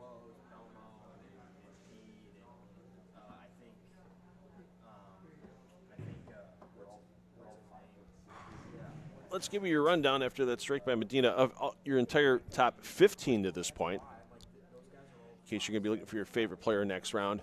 Josh Hammond's your leader, plus 546. Hammond's put up a nice set to move into the lead. Took it from Cam Crow the last game with a 257. First 3 games are 245, 236, and 268. So 206 over for 4 for Hammonds to get to that point. Crow in second, plus 539. Alex Acosta third, plus 504. Ryan Burton fourth at plus 466. Jeff Mann and A.J. Johnson tied for the 5-6 spot at plus 462. Kevin McCune seventh, plus 449. Darren Bloomquist eighth, plus 409.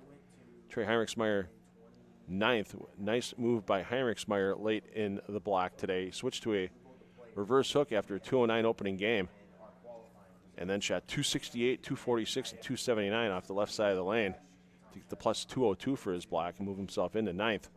He was our champion in 2024, our runner-up last year to A.J. Johnson. Brett Lloyd in 10th, plus 380. Nick Dudek, 11th, plus 369. Noel Samuels and Bob Baker.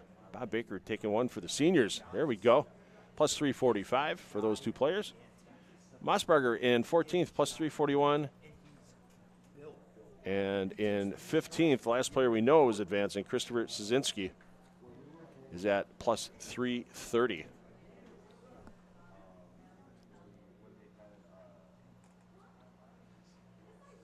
So right now, if both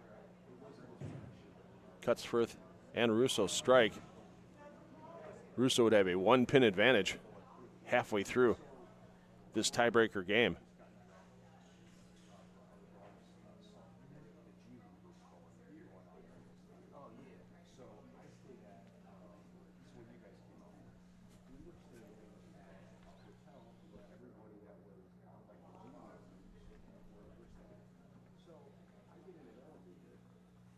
Russo back with his thumb in the ball. And it seems to be working out for him quite nicely this weekend. Obviously, out of a field of 138, making it to the top 16 is a pretty awesome achievement. I don't care how many PBA titles you have.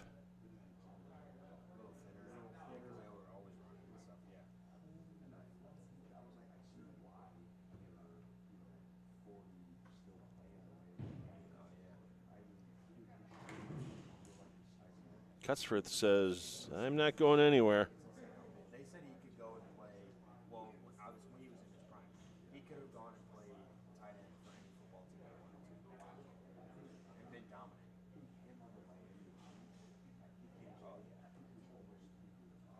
No, he wasn't that big. He was, I think at his peak, he was like 250, 260, but no body fat. Medina far from out of it. All it takes is a mistake by another player. How about that? Take the 4 down, take the 9 down. And we told you this Roth pattern, high scoring, and when these players had a chance to break them down themselves, pretty much solo.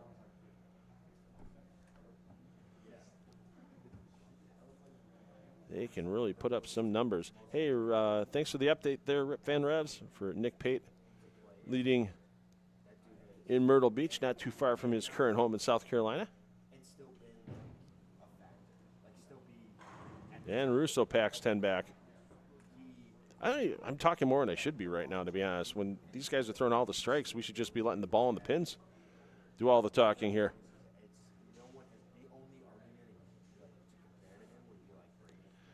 Oh, I keep forgetting I'm a cameraman. You know what I can do? I can slide that camera over a little bit. Make sure we get that bowler on the left lane. A little awkward on the angle here, but still looking good. What do you think, Mr. Cutsford? I think it's pretty darn good.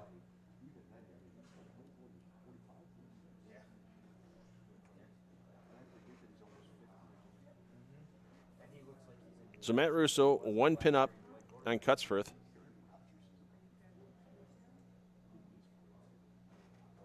$17 up on Medina. So like we said, Medina far from out of it yet.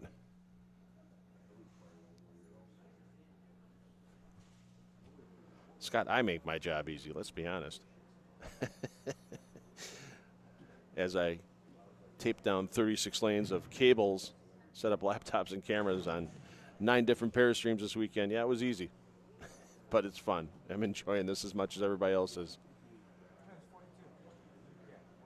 I mean, that's a great part about the regional tour. You always get players, tour stars. I mean, Matt Russo, everybody knows a Matt Russo. They know he's a PBA champion if you're a quality fan of the PBA. And then you get a couple of young guns trying to make their name. Oh, and the wrap 7 for Russo, and that changes the outlook for everyone. If Cutsford strikes, he'll be in the temporary lead. If he doesn't strike here, Medina suddenly jumps into the driver's seat with 3 frames remaining.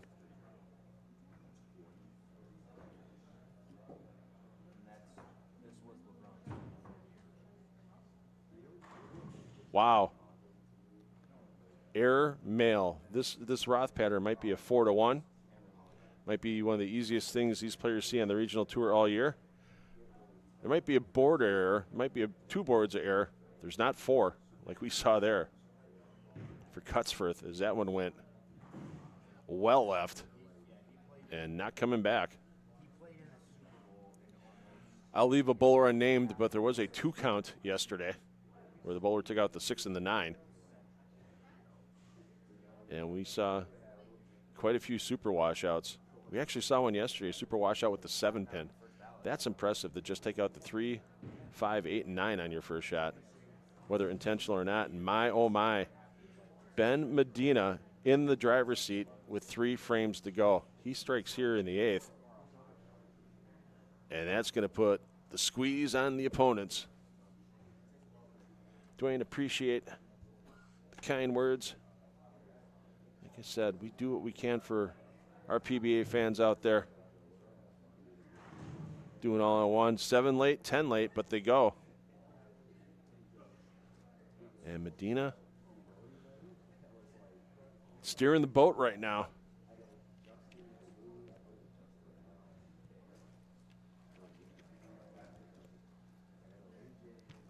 I love walking into bowling centers where somebody threw a 900. If you look on the upper left there, Sam Esposito did bowl yesterday. He had his 900 series here back, well, almost a decade ago now. Sam just missed out on the cut. But yeah, always great to see centers that had 900s in them and how they promote them. Russo, oh God, oh good. Shaking his head on the way back, but keeps himself alive in the battle. Was lucky enough to see a 900 thrown in the league I bowled in by Tony Romatini, second one ever at Classic Lanes Greenfield back in the late 90s. It's the only bowling center that's had 2 900s bowled in it. 16-lane center. Tony Romatini, Mark Wickerman, about 7 years apart with 900s. And they're immortalized on the wall by lane 1, a big mural with paintings of Tony and Mark both on the wall. It's pretty cool. It's a 2-frame match. Medina up by 19 over Cutsford. Up by 4 over Russo.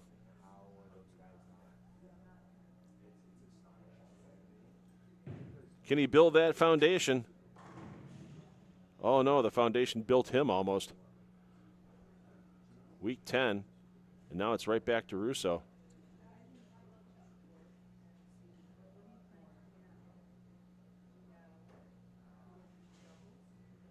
Can take the lead by 17 with a strike here. Or pardon me, by 7 with a strike here. Bowling math. What do you think, Matt Russo? I think you liked that one more than the one in the 8th. Held that pose all the way through.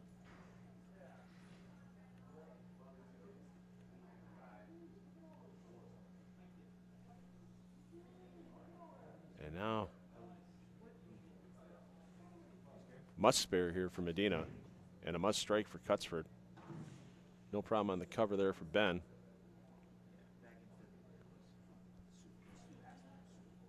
So 242 max for Medina, 244 max for Cutsford.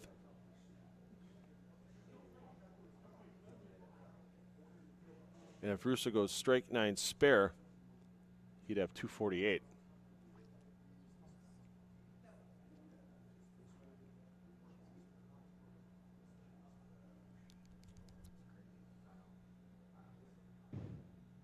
To stay alive, 4 slaps to 7.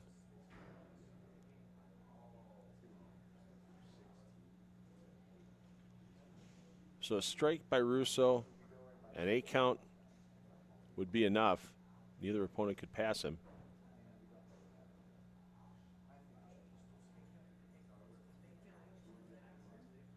As that would leave him at 245.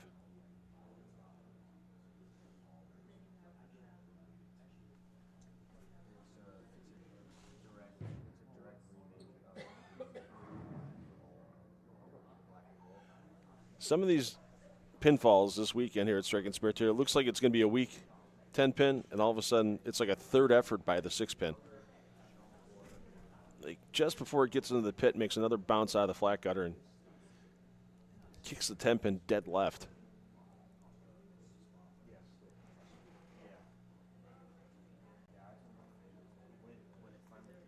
pretty much lockup advancing here. A strike by Russo is needed. There you go. He knows it. And now just an 8 count. And we will know the final member of our top 16. And we'll give you that full rundown in a moment once we know Russo has done the full lockup. Great effort, though, by Medina. Boy, you ask him about that third frame. He would love to have that shot back. Wasn't that bad of a shot in the 9th. But that 2-8-10 is what's going to catch him.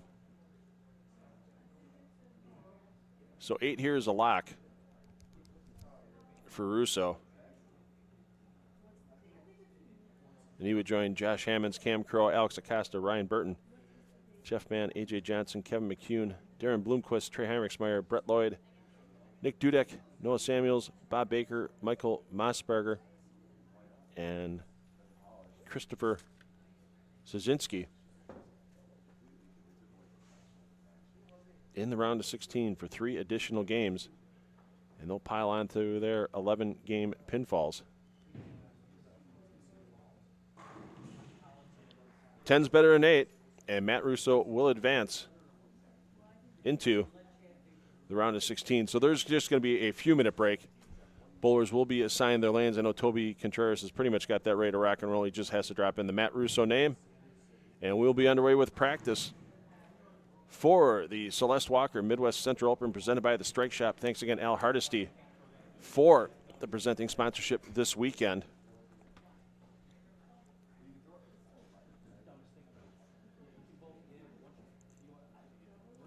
And we will be underway with that practice momentarily. Thanks, everybody, for joining us here on the PBA YouTube channel. I'm $2 Phil Bryla, 10 of the Deck Productions, bringing this to you through PBA YouTube.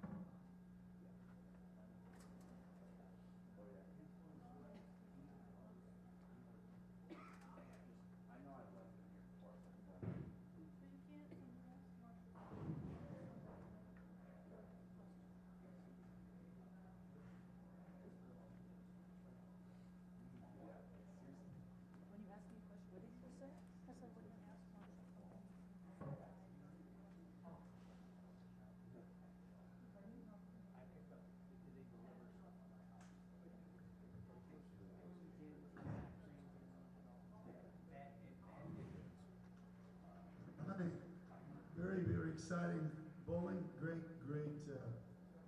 display, gentlemen. Congratulations. Matt Russo has advanced to the round of 16 with his 258 game. Great bowling by Ben and Thomas, 240 and 233 respectively. Bowlers in the round of 16, I will read your lane assignments, and that way you can move to those pairs, and then you will get your 5 minutes of warm-up, and we'll go right into that round of 16. Bowlers in position 17 through 32. I will have your checks shortly thereafter, after we get this next round on the floor. Congratulations to everyone that's getting a check today, and thank you to everyone that bowled.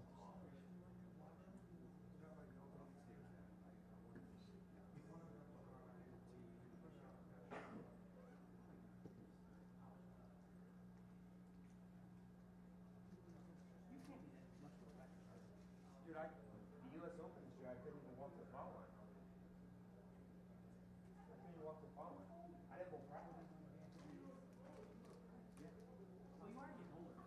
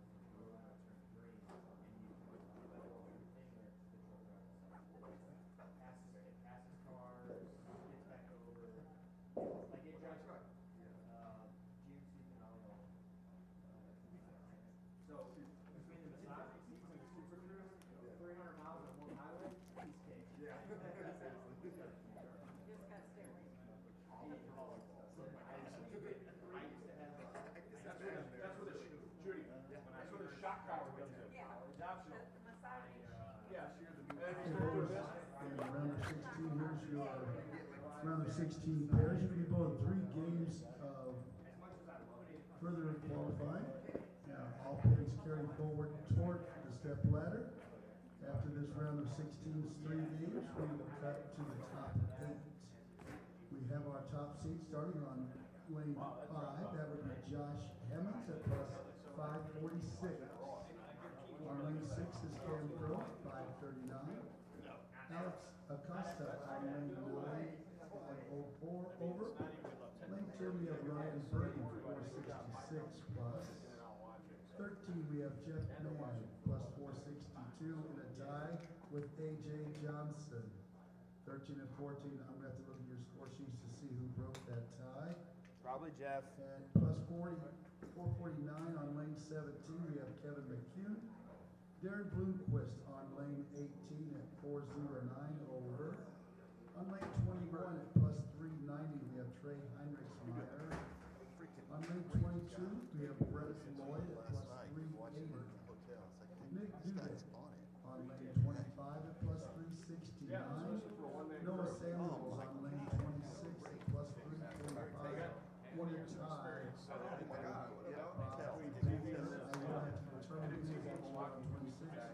Who is on 29 based on the tiebreaker. But lane 30 will find Michael Osberger plus 341. On lanes 15th and 16th position on lanes 33 and 4, we have Topher on 33. And Matt Russo, the winner of our roll-off on lane 34. I will check to make sure there's tiebreakers who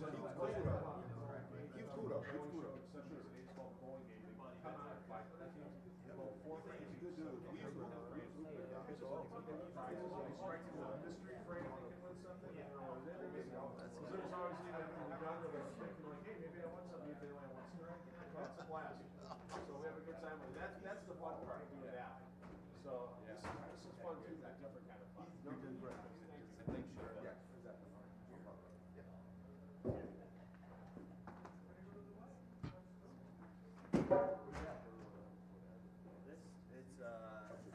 It's called the Venom. It's made by Hyper Ice. It's heat and vibration.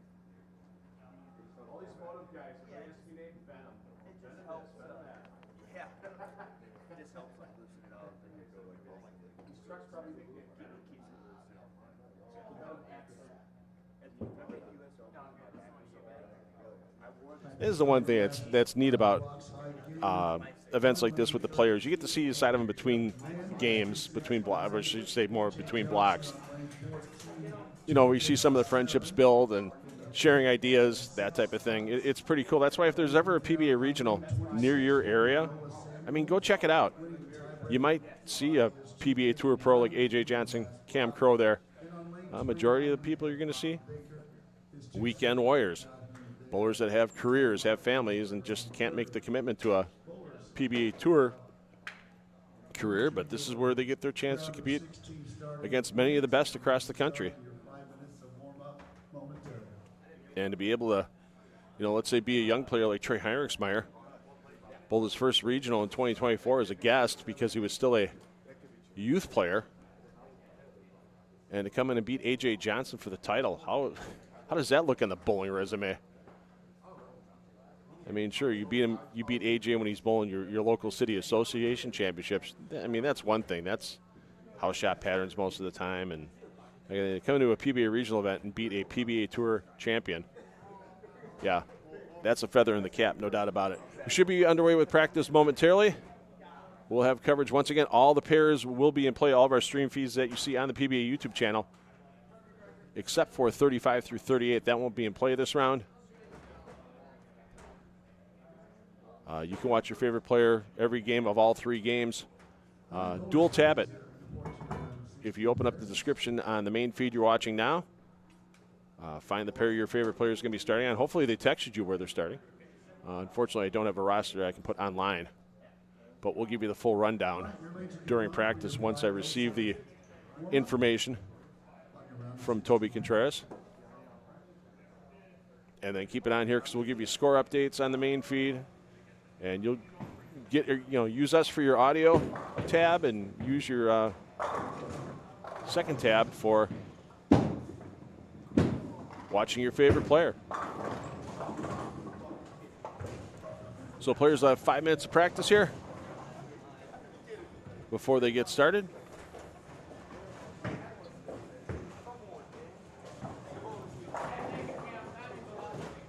And then we'll be underway with that round of 16 for 3 games of competition. Remember, those 11-game pinfalls at this point do carry over. I'm sure Matt Russo wouldn't mind throwing another 250-plus pins on his score, but no, he's not allowed to do that. That was only good for the roll-off.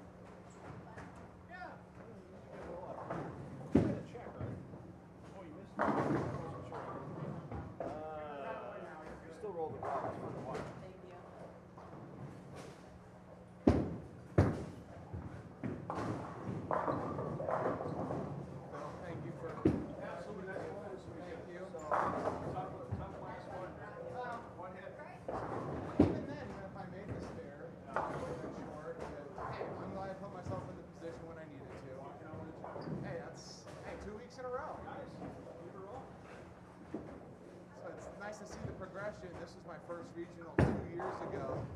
Last year was the first time I made a cash at this regional also, and then here I am making the cut for a second week in a row. So,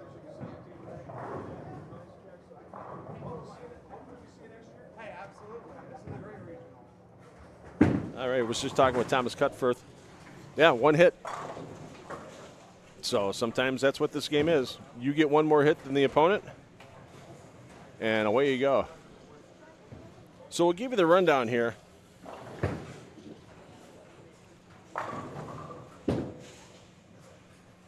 On your players, if you're looking for them. And then we'll need to do some scoreboard resetting here between rounds. So here we go. Cam Crow and Josh Hammonds. Hammonds will be your A, Crow will be your B.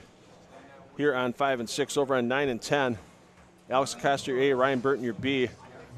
13 and 14, Jeff Mann, your A, AJ Johnson, your B. 17 and 18, Kevin McCune, your A, Darren Bloomquist, your B. 21 and 22, Trey Heinrichsmeyer, your A, Brett Lloyd, your B. 25 and 26, Nick Dudek, your A, Noel Samuels, your B. 29 and 30, Bob Baker, your A, Michael Mossbarger, your B. And our last pair, 33 and 34,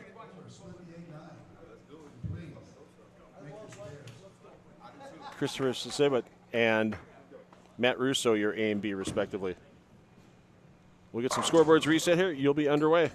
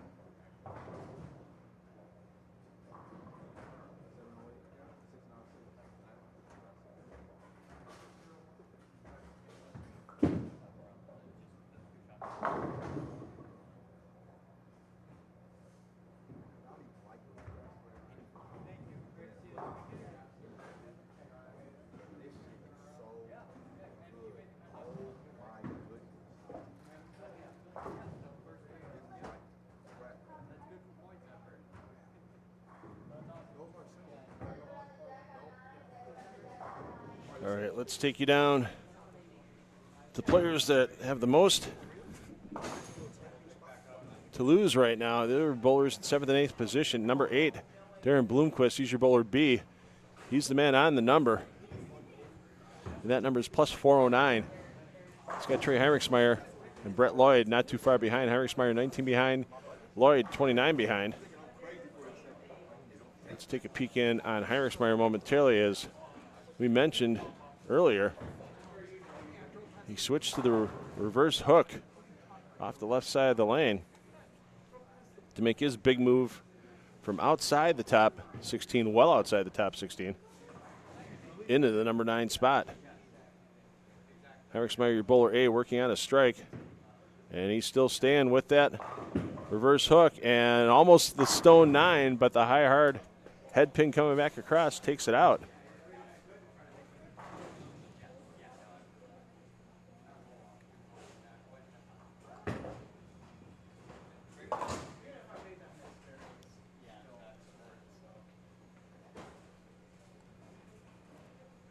Once again, there was no re-oil of this Mark Roth pattern.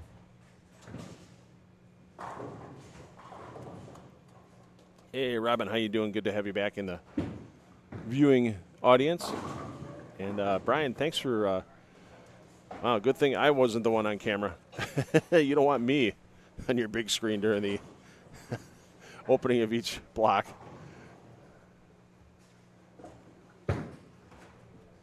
But thanks for having us on. I'm sure you're rooting Darren on from home. As we mentioned, Darren,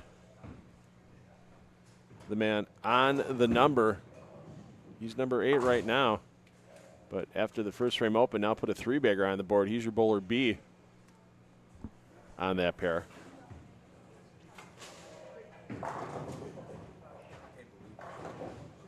And Lloyd gets them all to fall.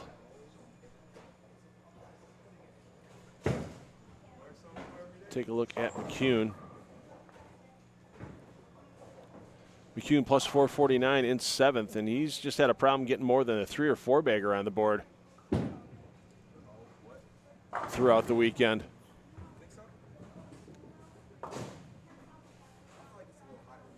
McCune high game 278, game 3 yesterday.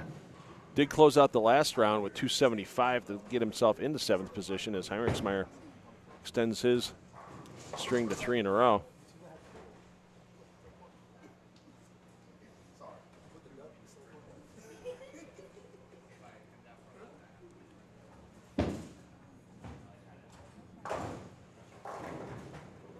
How about that for McCune? The spinning messenger does the job. And don't count Matt Russo out of this yet. Sure, he's at plus 323.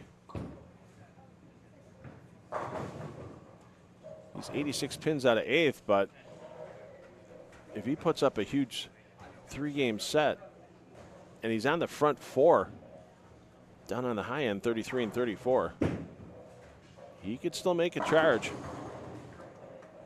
Bloomquist. Take it on down. We'll keep an eye on that string by Russo, and if it gets to be deep in the game, we'll make a cut down by him. Oh, not too often that you see a right-hander having to shoot at the old 3, 5, 6, 9, unless they're bowling a Scotch doubles tournament with a lefty. But Heinrichsmeyer gets the conversion. Once again, no break on the streams after these 3 games are done. Should be a pretty quick turnaround to our round of 8.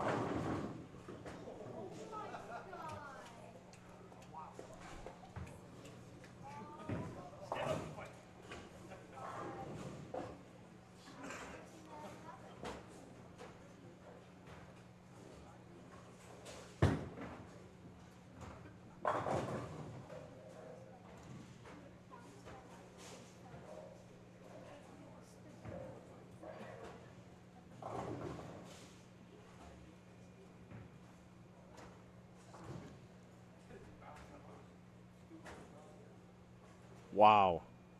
All right, we'll get back to this in a second. All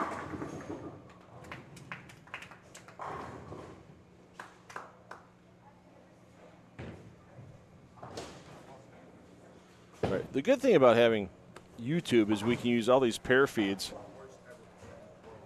as kind of a replay. So Cam Crow in his 5th frame, down on lanes 5 and 6. We'll bring this in right now. Take a look. Watch the head pin as it goes to the sideboard and almost stands back up, twirls, and goes down. Cam had to take a 2nd and 3rd look at that one. And I looked at it twice. I saw that kind of out of the corner of my eye in the booth. But yeah, you talk about a little something unusual. I mean, I did say Cam Crow has some unique ways of taking all 10 down sometimes. That one almost stood back up. How about that for Bloomquist? The slow roller messenger gets the job done.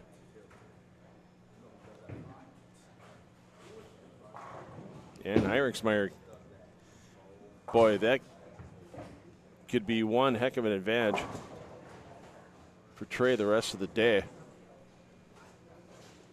Because let's look at the lefties left in the field. Cam Crow, Matt Russo, and now Trey Heinrichsmeyer. I believe are our only 3 lefties remaining. And I'm counting Trey as a lefty right now because that's the side of the lane he's using.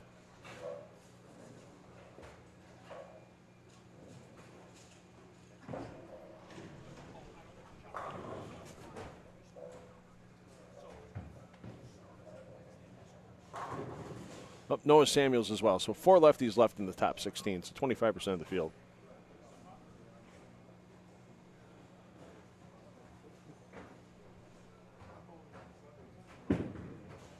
McCune, double after the open frame in the 6th. And still finish at 241. Boy, that'd be a unusual game. 7-1 4-bagger, 7-1 sheet. Yeah, it's Lloyd. Oh, a huge break there for Lloyd on an errant shot. Gets them all to fall. Back to McCune, 9th frame.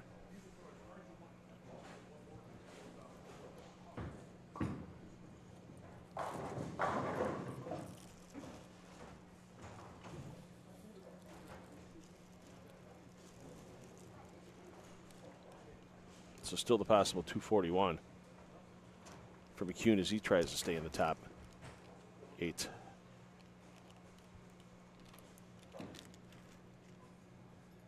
I'm a fan of this eliminator format. I'd rather see this eliminator format than match play.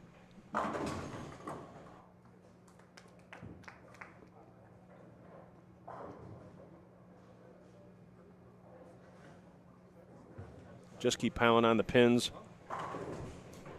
Lose the low half of the field every couple of games until we get to the step ladder. I like it. And if there wasn't any live streaming here today, I would hope they would just have the Final Four Bowl, 2 more games, and then end it. I wouldn't like a Final Four and then a Final 2.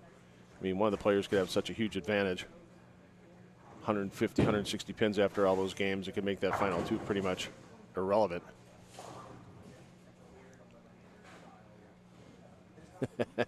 Where are all the one-handers? Good question. I know, I'm having fun with it. As Heinrichsmeyer, wow. I mean, you just talk about using your brain while you're bowling, watching bowling ball reactions from everybody, and giving yourself that advantage, not just by what you're doing currently, but all the practice Heinrichsmeyer's done to work at that reverse hook.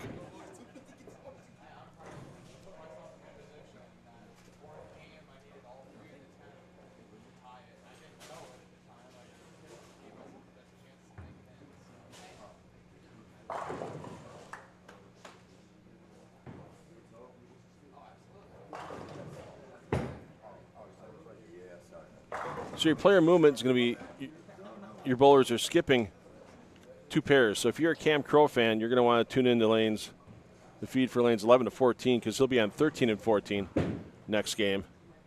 The players you see here with Bloomquist and company, they're going to move from 17 and 18 over to 25 and 26.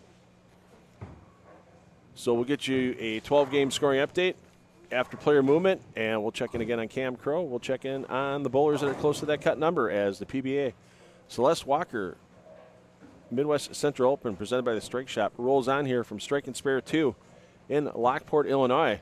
I'm $2 Phil Bryla taking you through the day today until we crown a champion during our step ladder. That step ladder starts 1 p.m. Central Time.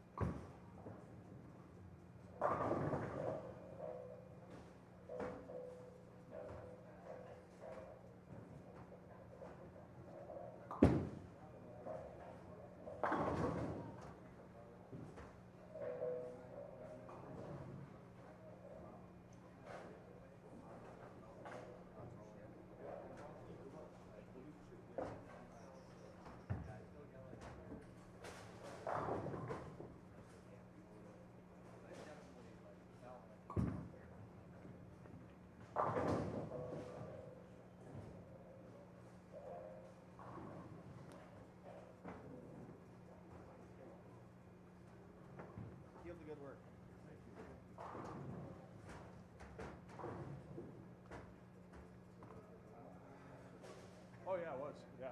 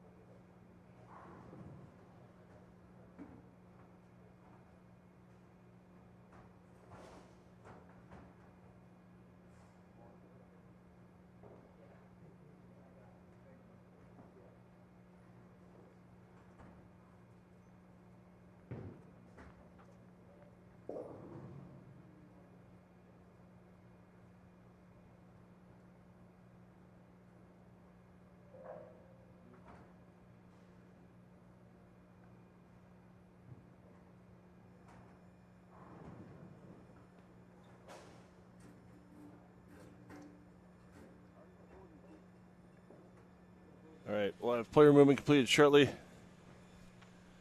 And we'll get an eye on early on our leaders with Hammonds and Crow.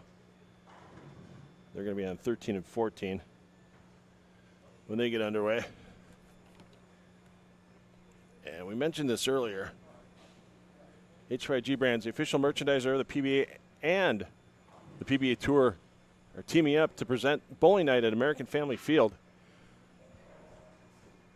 There's a lot of people around Strike and Spare too, around Chicago that'll be interested in this one. A lot of people around Milwaukee that'll be interested in this one. And hey, if you like bowling and you like PBA Tour pros and your chance to meet them, you'd like this too. Wednesday, September 9th, Brewers versus Cubs at American Family Field in Milwaukee. 6:40 p.m. game time. Two ways you can enjoy that game. First of all, a big discount thanks to the PBA and H5G available for standard tickets. But there's also VIP tickets. You're going to be able to get yourself, with that VIP package, a ticket to the game, an H5G brand Milwaukee Brewers jersey, with American Family Field on the front of that jersey. It's sharp looking. I'm definitely getting me one of those. And a meet and greet experience prior to the game with PBA Tour professionals like EJ Tackett, like Mac Russo, like EJ Tackett, AJ Johnson. So get all your information at h5gbrands.com or on any of the social medias for H5G Brands and get your tickets before they sell out. Those Brewers Cub games, always close to a sellout, if not a sub-out, with all the fans that come up from the Chicagoland area to enjoy, as they call it, Wrigley North. I do not call it that. It is always Miller Park, for those of us that are old enough to remember. We will have that 12-game scoring update for you shortly, and we'll bounce around to those players that are bouncing around that cut number. We'll take the top 8 after 2 more games. Those 14-game totals will run into the round of 8 immediately following the completion of this round. 2 additional games get us to our top 4 for the step ladder.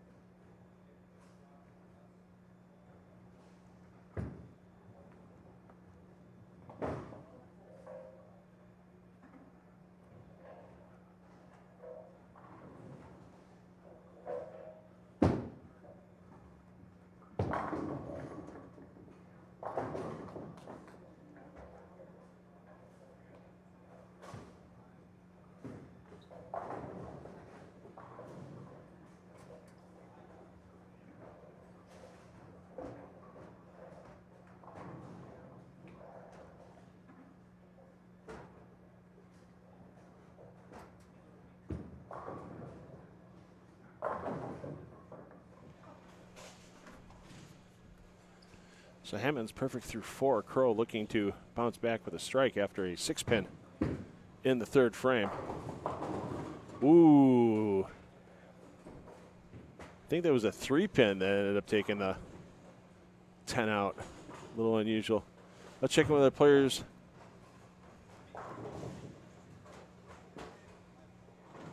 With Ryan Burton and A.J. Johnson.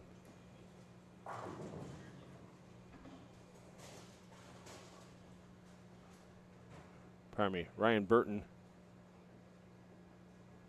and Alex Acosta are on this pair. Over in 21-22, that'll be A.J. Johnson, bowling with Jeff Mann.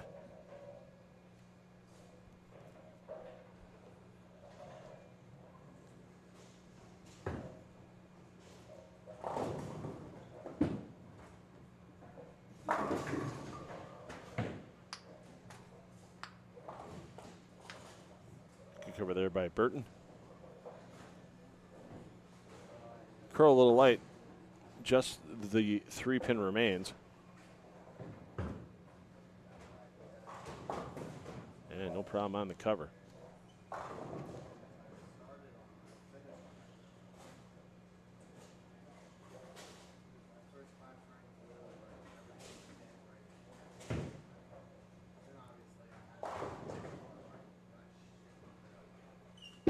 Burton 4th at the end of advancers round. 4-game set, plus 198, 280, 234, 268, 216.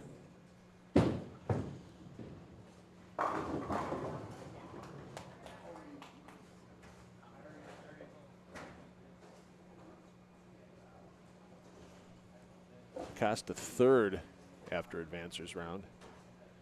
Plus 211 for Acosta in that round. 227, 279, 237, and 268.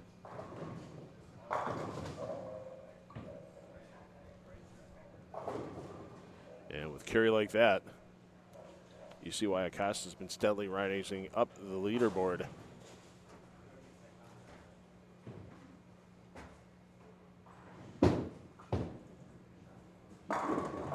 Hammond's not happy with that at release. Hey, front 6. Surprise, surprise. A little smile on the way back. Once again on this Roth pattern. Depending on how it's broken down, who is ahead of you.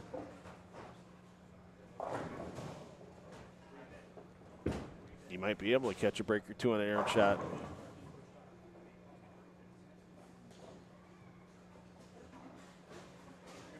Rip Van Rez, you might know this because you remember the Cleveland Indians playing there as well. Wasn't it the Cubs that had a no-hitter?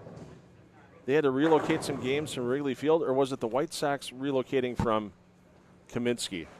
It was the Chicago team, had to play a game at Miller Park due to something or other, or a series at Miller Park, and one of the pitchers had a no-hitter at Miller Park as the home team for a Chicago team. If somebody knows that, drop that in the chat, because I'm blanking on which Chicago team it was. I know it happened. I know it was a no-hitter. I know they made it a huge thing. I think that's where I think it was the Chicago Cubs. I think that's where the legend of Wrigley North started.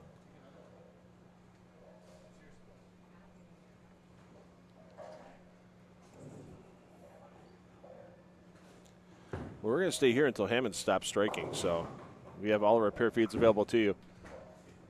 Who carries a 3-7 forward? I guess Cam Crow.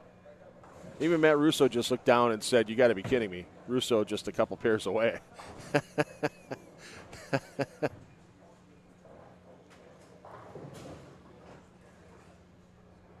Zambrano, and it was for the Cubs. Thanks for the info, Rich N. Appreciate that for me not having to do a quick Google search. So you're going to see Hammond's coming into your screen right side. Lane 14 working on the front 6.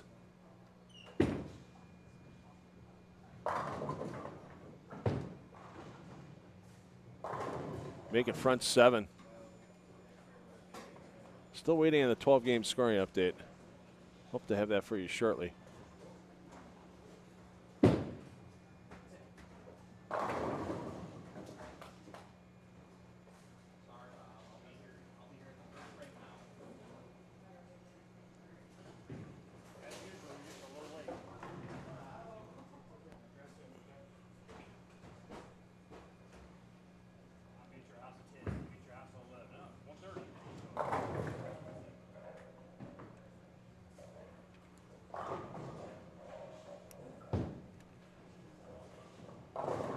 A little light. Wow. Did you see the speed on that messenger?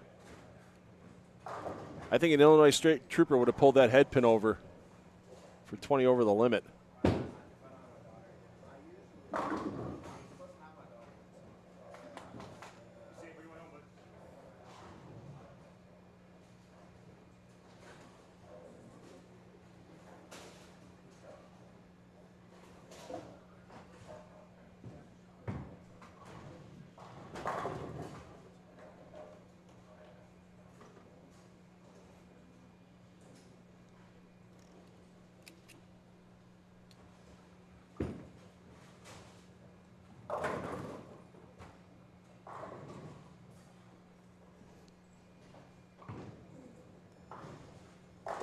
Crow trying to keep pace.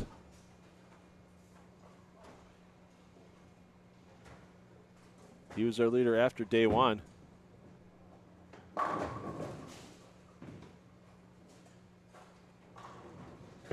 And he hasn't bowled anything close to bad here on day two.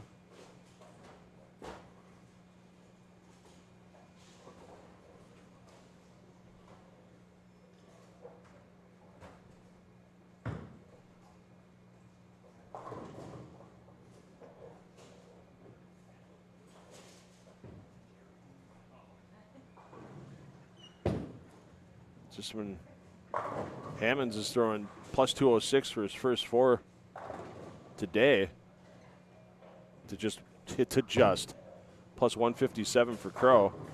And now Hammonds with the front nine.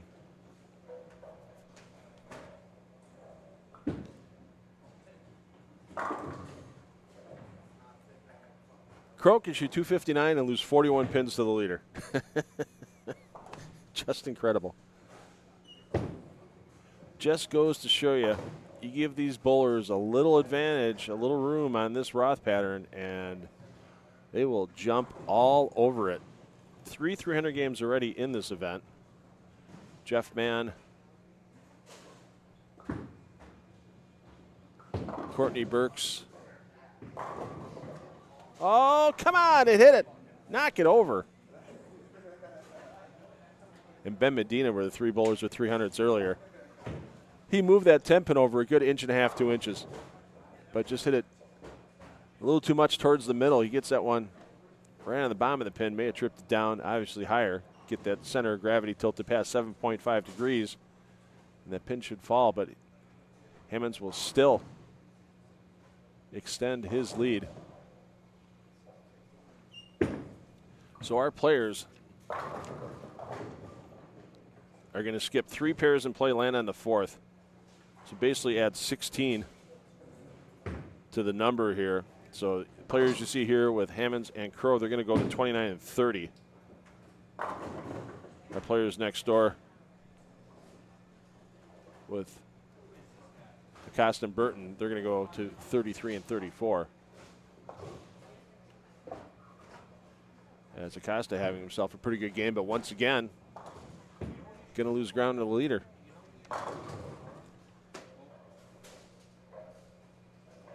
We'll check in with Toby Contreras. We'll try to get you an update on scoring ASAP.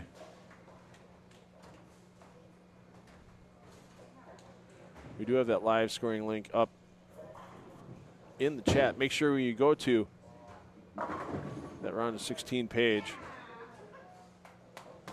double check to make sure that there's 12 games on it, because right now it's still showing 11 games from advancers round. It's not showing the players in the correct order. So once we get that update, we'll let you know, and then you can go find your favorite bowler on the score sheet yourself here at the PBA Celeste Walker Midwest Central Open, presented by the Strike Shop. Thanks again to Al Hardesty for our presenting sponsorship this weekend. And thanks to everybody for tuning in here on the PBA YouTube channel. This is a 10 on the deck production. Thanks to the PBA for letting us stream. Thanks to Chris Watson and the ownership here at Strike and Spare 2 for bringing us down here with 10 on the deck productions. And thanks to Bowl TV/USBC for giving 10 on the deck productions the rights to stream this event.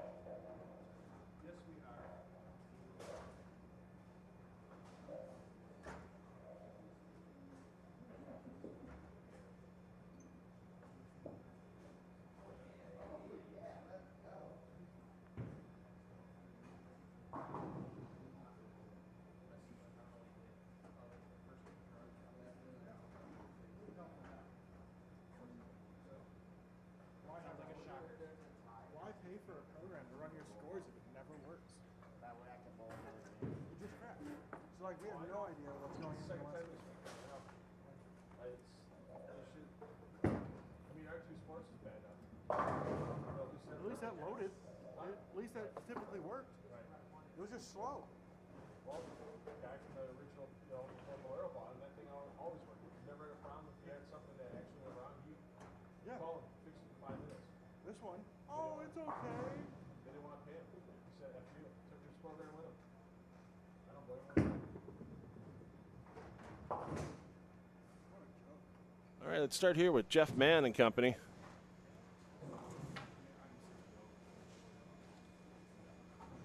As we are getting underway with this third and final game of the round of 16.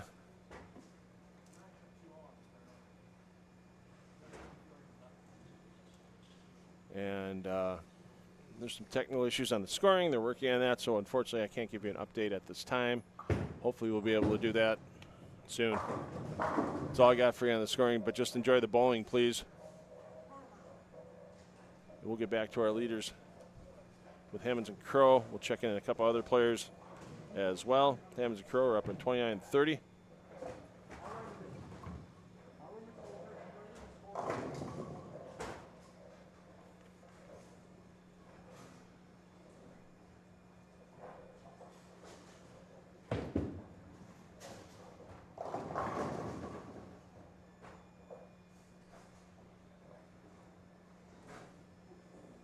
There's A.J. Johnson coming into frame.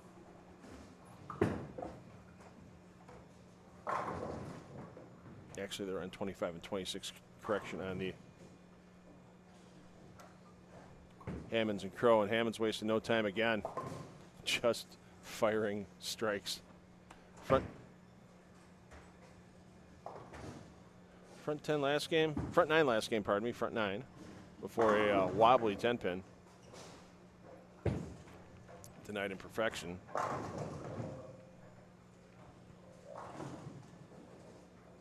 And a weak 10 pin there.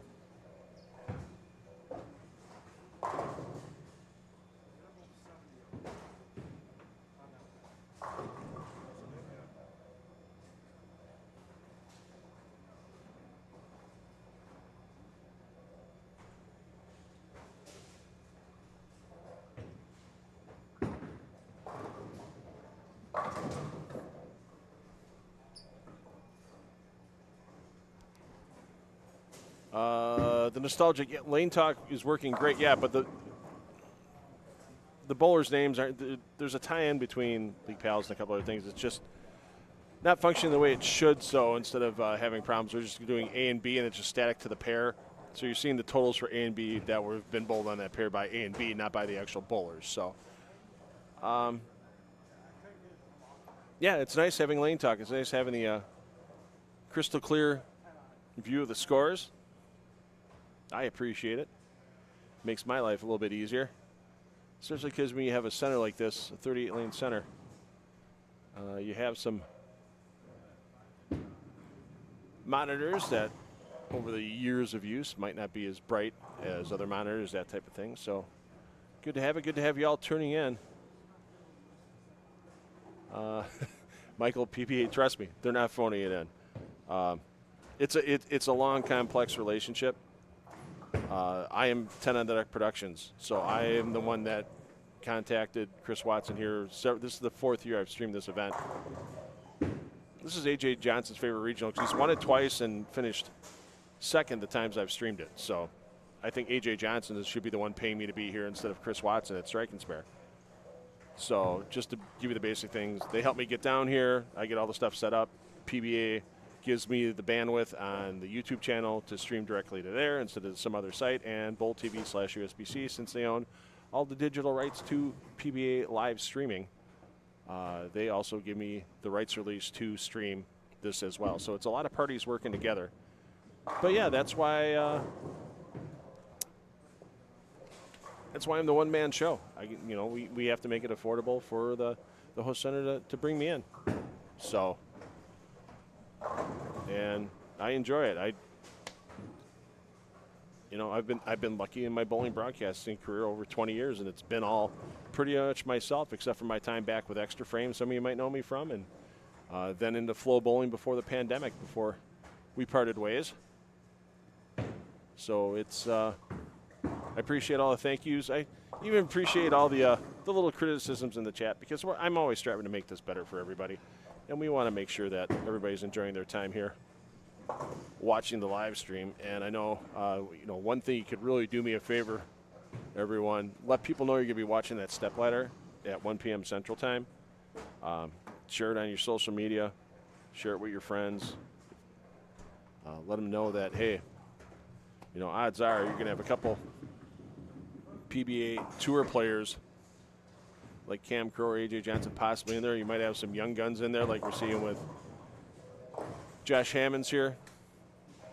Anyway, you look at it, it's going to be a competitive stepladder, and somebody's going to be taking home a PBA regional title here from Strike and Spare 2 this weekend. And this is the first year that we're having the Celeste Walker Open without Celeste Walker joining us on Earth. Unfortunately, she passed away over the last year. Tournament now being held in her memory.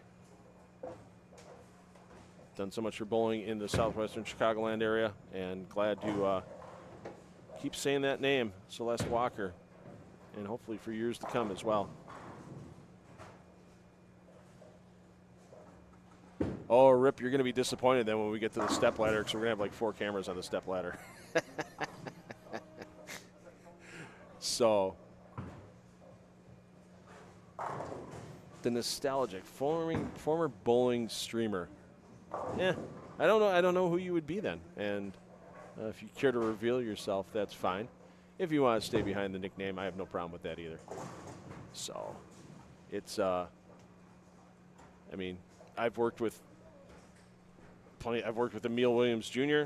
Emil, of course, with Bowlstream TV when he is not doing things for Bowl TV with the PWBA and other events.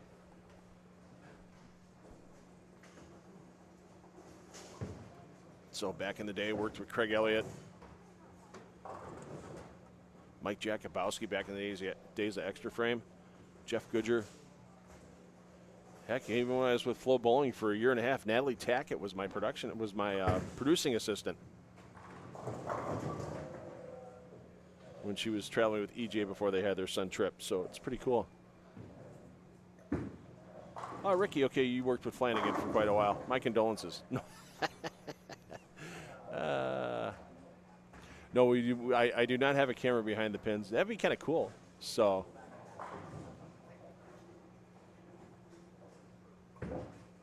yeah, some players, see, that's the thing. Some bowling fans really like to see the ball motion from start to finish without an angle change like you see on TV, where it's just kind of following the ball.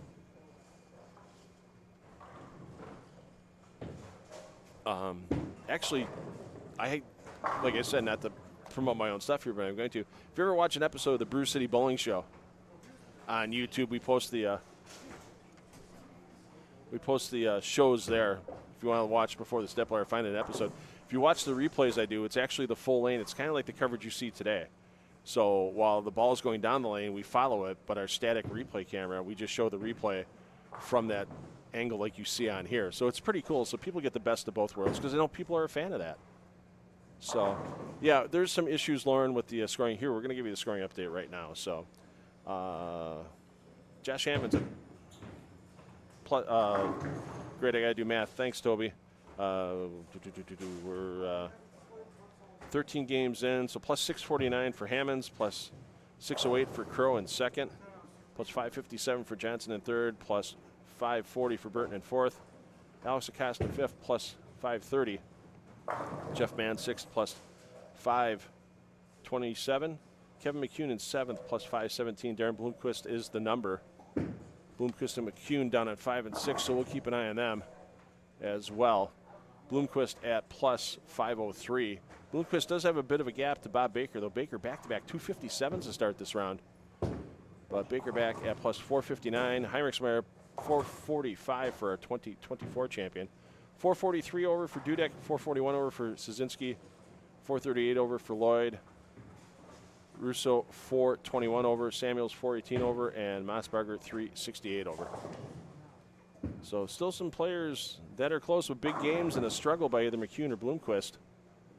Could be some problems, but the player that's not struggling right now, definitely Bloomquist. As let's get over there, as Bloomquist just walking off his strike in the 7th frame. You'll see that pop on the Lane Talk scoring in just a moment. So he's looking at a possible 279. McCune still with the possible 257. And as we said, McCune 14-pin advantage over Bloomquist. 58 pins over Baker. And Baker quite a ways down. Baker's down at 17 and 18. We'll check in on Baker shortly because these two players well ahead. And how do you leave 5 pins on the deck, Darren? So I get the thumbs up as I'm right behind these players. So I really got to watch the volume of my voice too, as they're on their way back. Yeah, if McCune gets that 10 out, how about that? How about that? I got to give Kevin a thumbs up on that one. I usually don't do this, but I'm from Milwaukee. You do the Fonzie. Hey, thumbs up. What carry on that one by McCune? I mean, if they both strike out,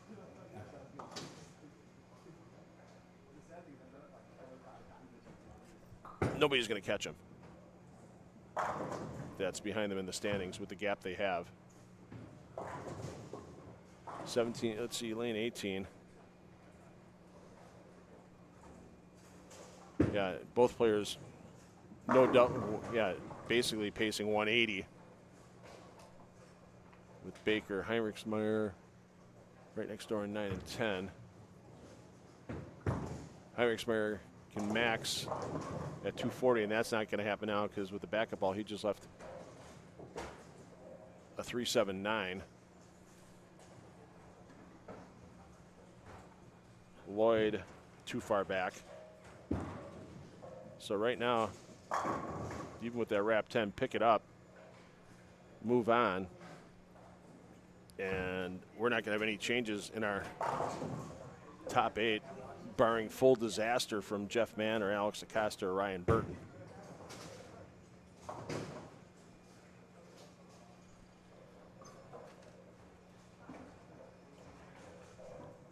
We'll take a peek at the scoreboards here.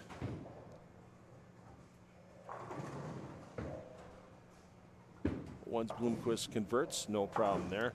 So there you see Burton. He's clean. I mean, he shoots a $190 clean. He's still at the plus 120 range. Baker can't catch him. Same thing for Acosta. Acosta had the front 5, so he's doing just fine. Back over to Bloomquist, starting off the 10th frame. Yeah, Jeff Mann with an absolute tongue-going open frame. And then the next 7 for Mann. A.J. Johnson, open strike spare 5-bagger for Johnson. So, yeah, there's not going to be any changes to the top 8.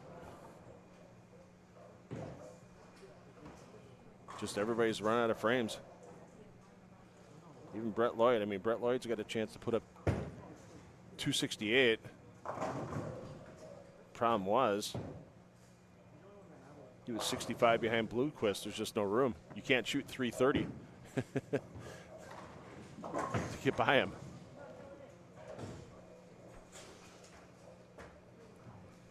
So unofficially,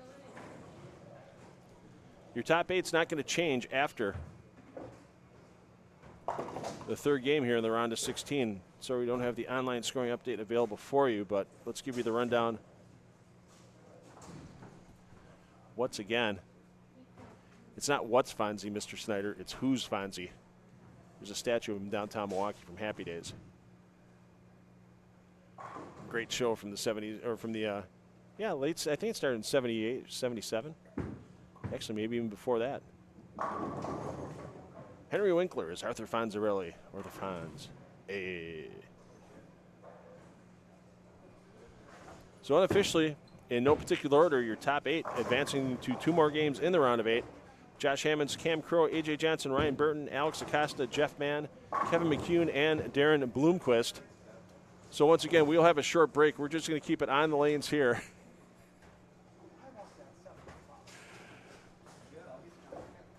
We'll keep it on the lanes here, and for those of you looking for your favorite players, we're going to lose some of the pair feeds. So the only pair feeds that will be in play next round, if you're double tabbing, are 7 and 8, 15 to 18, 23 to 26, and 31 to 34.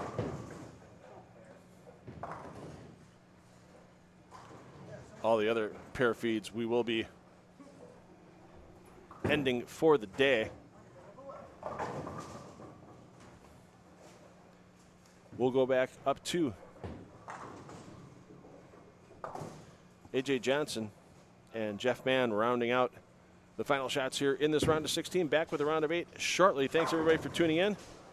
Thanks, everybody, for hitting the like button. Thanks, everybody, for sharing on your social media that you're watching free PBA regional action today. Thanks to 10 on the Deck Productions, thanks to the PBA, and thanks to Bowl TV and USBC. And if you're a PBA 50 fan, don't forget, available on Bowl TV this evening, if you're a subscriber, the stepladder finals of the PBA 50 Senior US Open will be hitting the lanes at 7:30 p.m. Central Time from Greeley, Colorado.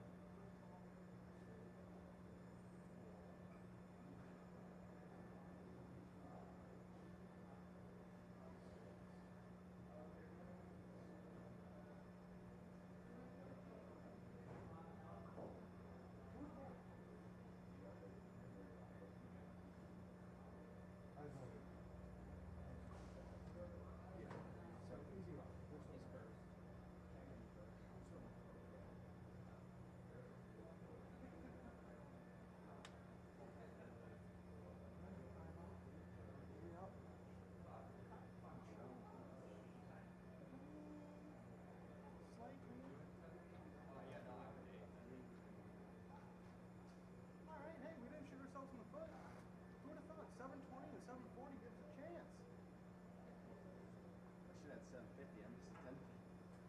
I shot 220. Yeah. You're like 710. That was a good one. My autism kicked in. Phil, I have it in order if you want. I'll probably need it for next round. I appreciate that. Cam's first, though. That's the only difference. Because I didn't know what he shot until later on. Right. So these two switch. Okay. This is one. Right on the rest are Redheads. Snuck in. You're now 8. Let's go. Yeah, big 2-0 the last game with like 8-9 there. yeah. Wow, Weekels kicked me all the way out. That's nice.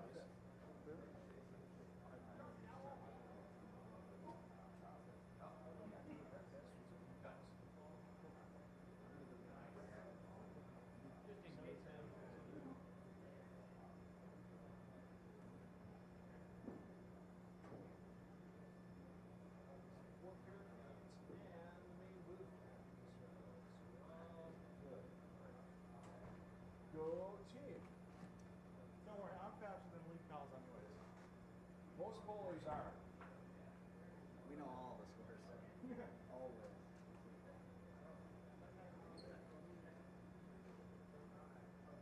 Phil, do you know where we're starting? Yeah. Do you have that sheet? Yeah, I got the pairs in play right here. So assuming he goes in order. 7, 8, 11, 12, 15, 16. No, 7, 8, 15, 16, 23, 24, 31, 32. Because Tal's got breakdown pairs. The extra. Yeah, extra pairs. So he's so far. You can't skip the ball. Unless Toby changes it up. So I don't see why it wouldn't. Yeah, he He's should. fairly different pairs than the last round. Our girl we're hiking is 23. 7, 8, 15, 16, 23, 24, 31, 32. What?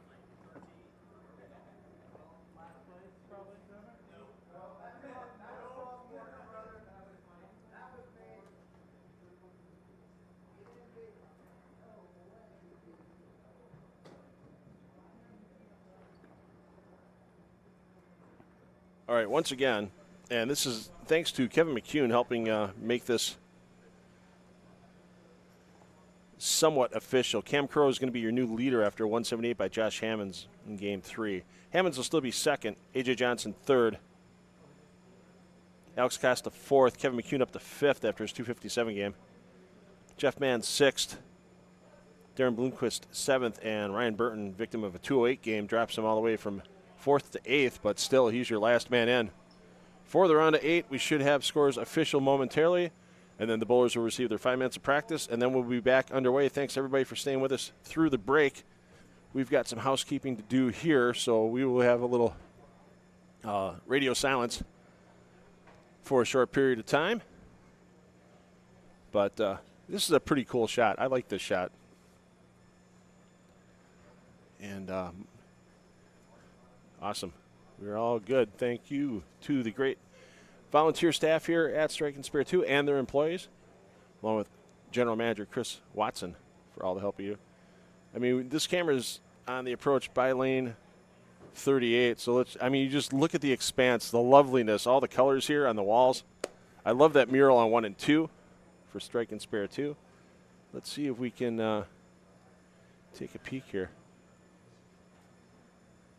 Oh, that's a good-looking mural. And then, I don't know if you're going to be able to see me through the crowd here, but just to go to show you how much fun we can have. Can you see? Here I am. You see my hands waving? I'm over here. Now I'm over here.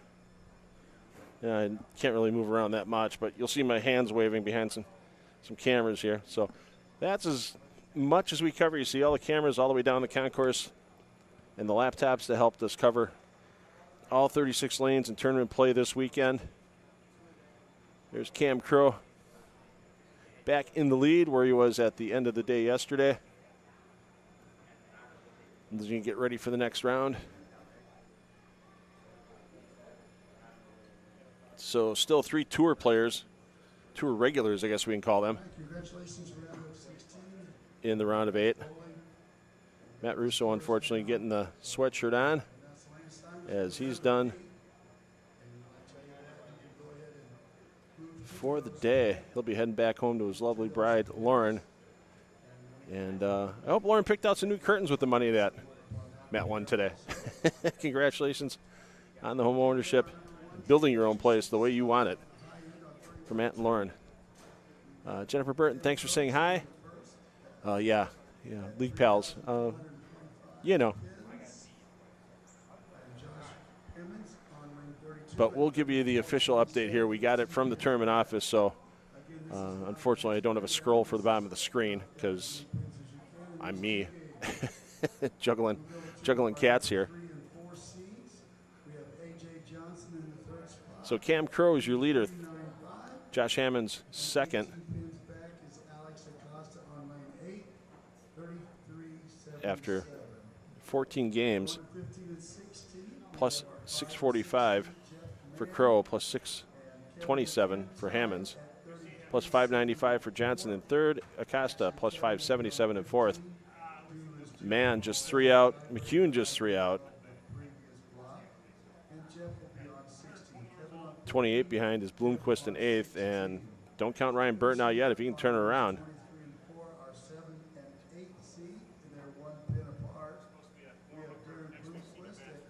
Yeah, Bloomquist only 28 out and Burton only 29 out. So it is only 100 pins between first and eighth. But the more realistic scenario with fourth place at plus 577, Burton in eighth, 548. Yeah, there's going to be some jumbling around here in this round 8. We'll be starting with practice momentarily. Thanks, everybody, for joining us. Hit that like button. Let people know if they're Kevin McCune, Cam Crow, A.J. Johnson, Josh Hammonds, Alex Acosta, Jeff Mann, Darren Bloomquist, or Ryan Burton fan. Now is the time to watch with 2 games remaining. Coming up before we get to our step-ladder finals, and we're still looking at 1 p.m. Central Time for our start time. It's going to be close. We may have to push that back. We'll let you know. We'll confer with Toby Contreras. We did have a roll-off a little earlier today, and that set us back by a few minutes. But it was an exciting roll-off that Matt Russo took down. Russo, after winning that roll-off, ended up in 14th place on the weekend.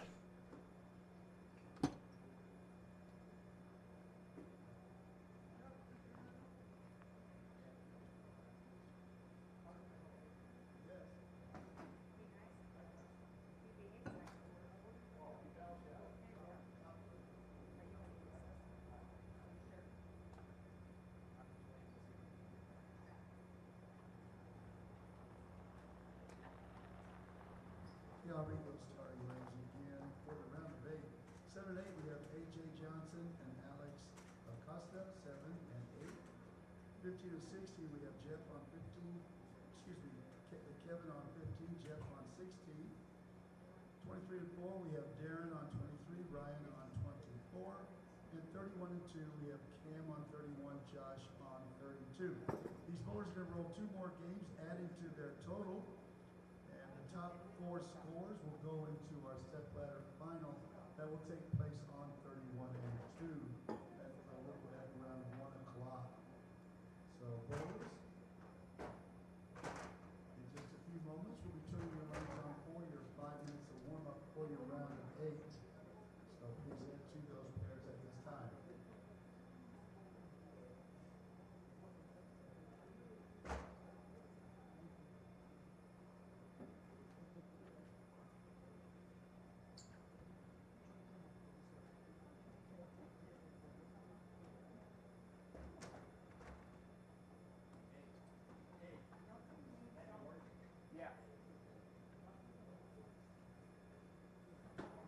All right, bowlers, your legs are coming on now for your 5 minutes of warm-up for the round of 8.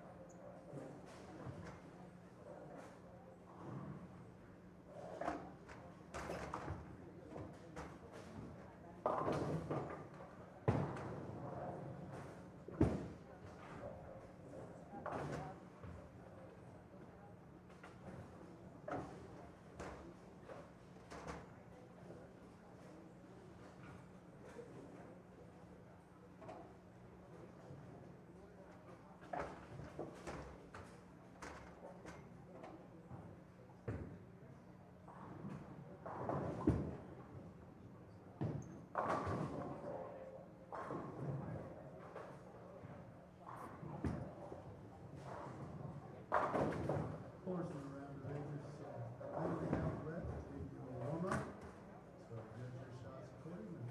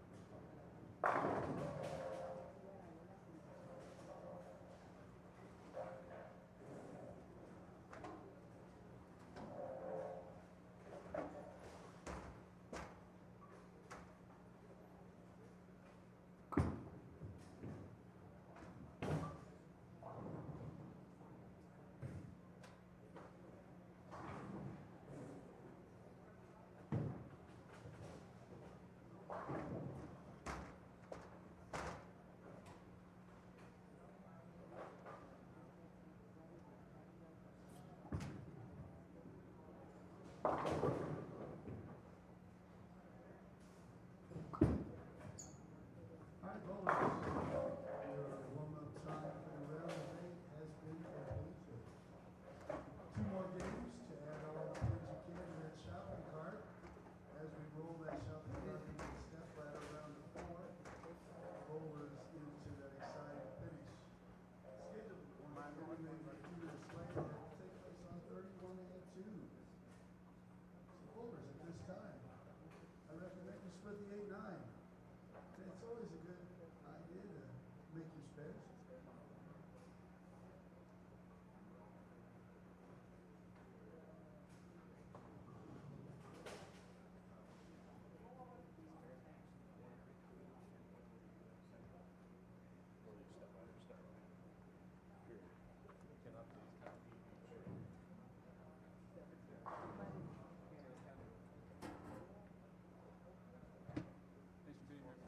Absolutely, All right, and we are underway with this round. We're going to start you here on 7 and 8 with A.J. Johnson.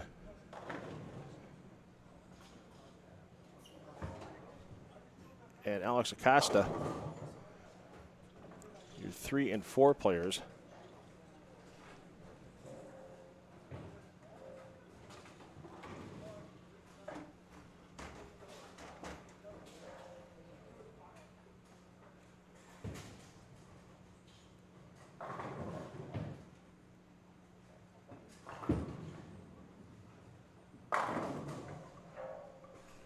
So once again, Cam Crow, your leader. Josh Hammond second, A.J. Johnson third, Alex Acosta fourth, Jeff Mann fifth, Kevin McCune sixth, Darren Bloomquist seventh, and Ryan Burton eighth.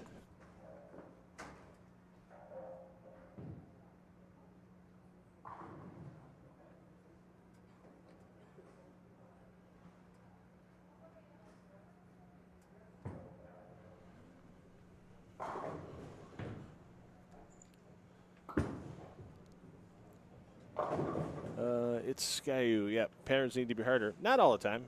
I mean, even if bowlers that went to Team USA camp and that type of thing. I remember talking about Rod Ross years ago. You got to let bowlers have some fun once in a while, loosen up a little bit. And, hey, in this case, with the Roth pattern. Everybody knows what they're getting into when they walk in the door. Everybody knows it's going to be high scoring. Everybody knows it's going to be the way to get to the pocket.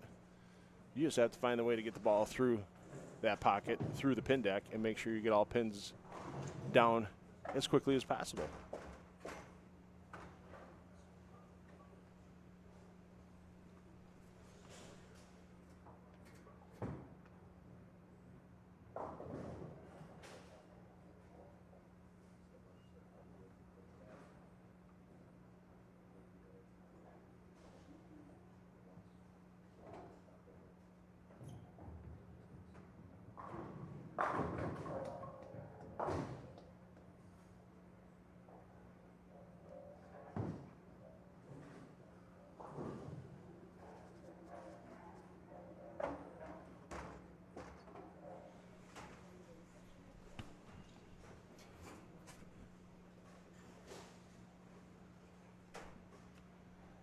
Let's go up to our leaders. There you are, 31-32. Cam Crow will be your A. Hammonds, your B. Hammonds was the leader through most of the advancers round until Cam Crow took it back the last game after a 178 game by Hammonds and a 237 game by Crow in that final game. And now Hammonds. We know Hammonds can throw a bunch of strikes in a row.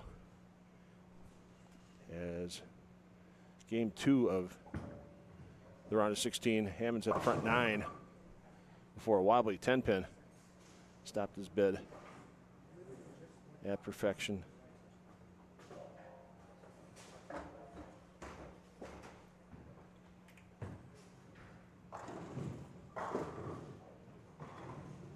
There you go, front 4.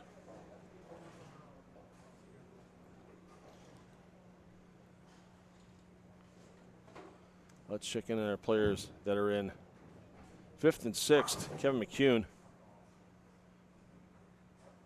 coming off an open frame here, already in front of the ball return. Gets them all to fall. McCune at plus 574. Mann at that same number. Mann held the tiebreaker with the highest game in the previous round.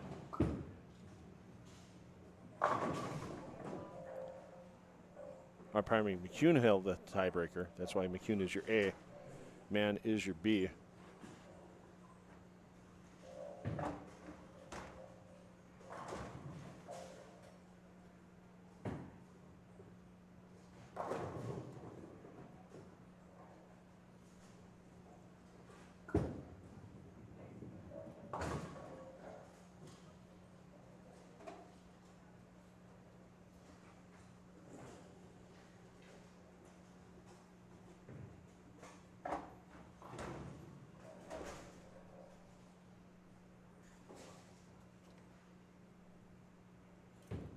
Mann looking for the front 5.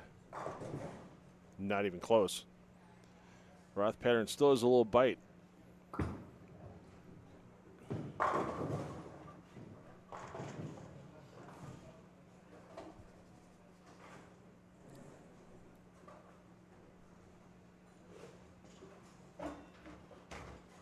Let's check in on our bowlers. In 7th and 8th, Bloomquist is your A, Burton your B. Not out of it yet, but they're going to need some big games, and big games, it's not the way to start with a couple of spares and a strike there for Burton, for the former rookie of the year in the Midwest region. Bloomquist double and a spare to start.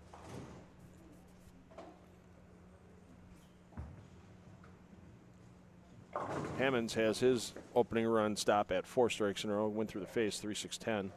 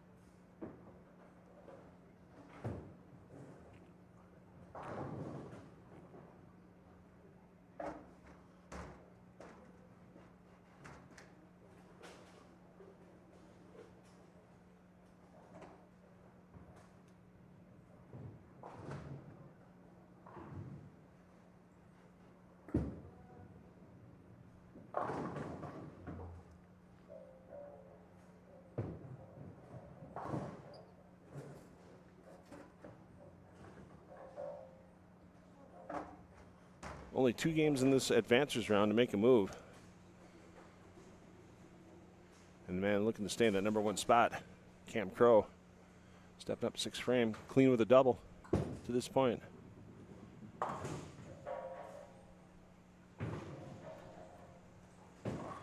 Take that, 7-pin. Never, never, never try to stand against the might of one Cam Crow.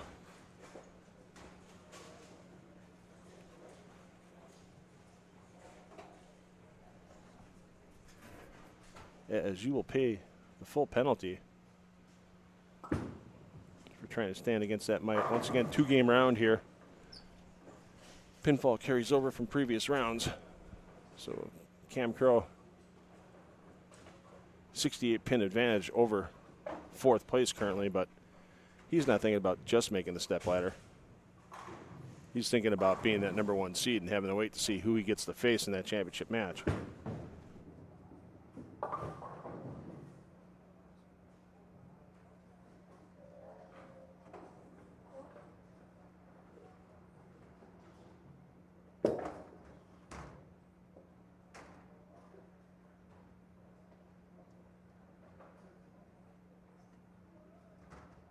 After this toss by Hammonds, we'll check in on your defending champion, A.J. Johnson.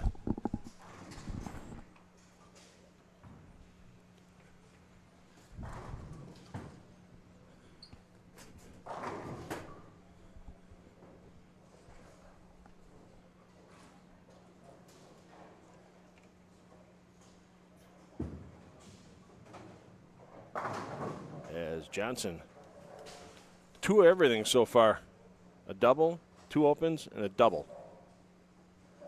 As he shakes his head on the way back. Knows how much those 2 opens could cost him in the long run. Only a 21 pin advantage over 5th place coming in. And if you fall behind with 2 games,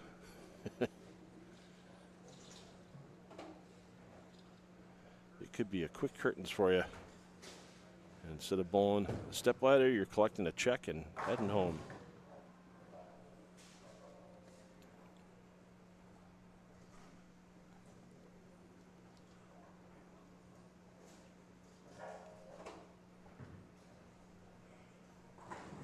Here you go for Crow, over to Johnson. And Johnson trips the 4-pin.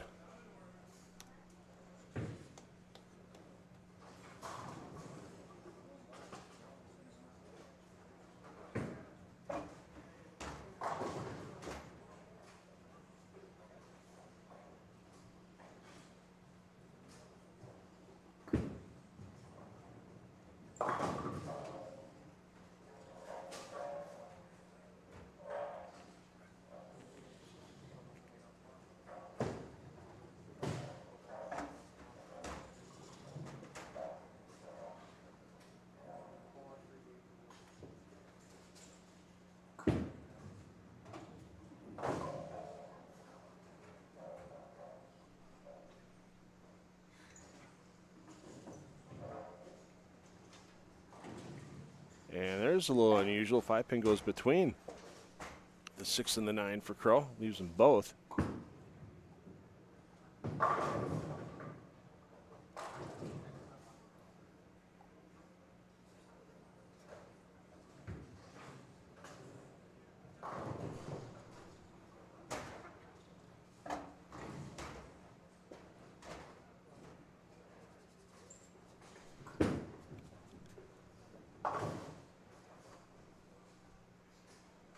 Acosta rapidly falling backwards. He's the man on the number, plus 577. And that thud you just heard is the bowling ball that I guarantee you will not be used the rest of the day by Acosta. Hammond's 9th frame looking for the turkey. Oh! The slow falling. Solid 8 almost for Hammonds.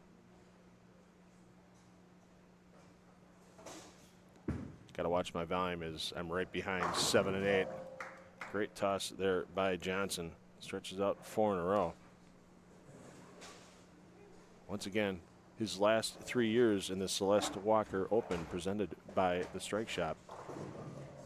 First, second, and first.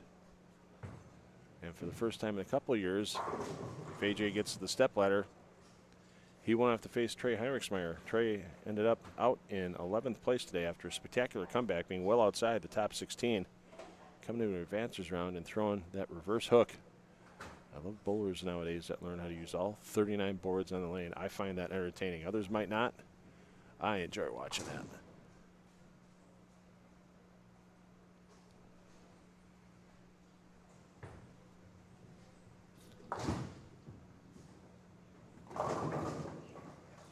Johnson struck while Hammonds was converting the spare.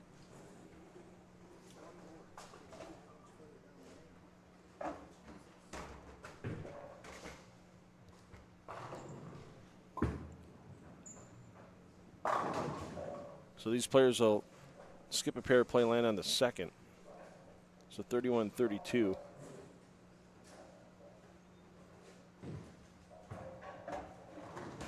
Pardon me, they're going to skip. Yeah, skip a pair and play land on the second. So 31-32 is going to go down to 15 and 16. Johnson and Acosta at 7-8. They're going to move down to 23 and 24.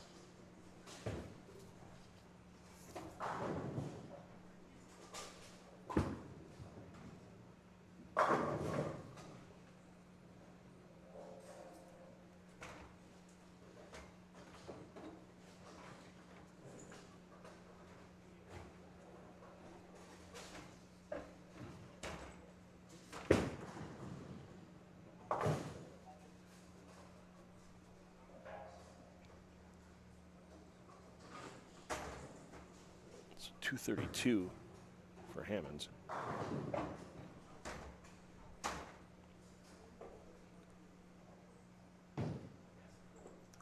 Take a look at Acosta's finish. Yikes. 172. That's going to drop him easily out of the top four.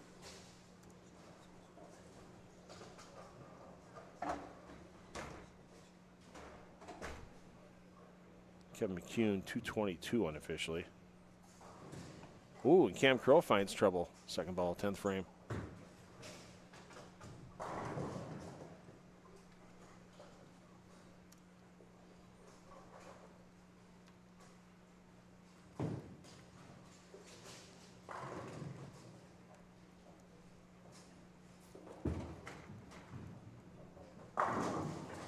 And Johnson wraps at 10. Crow got 4, 226. So he'll remain in the lead.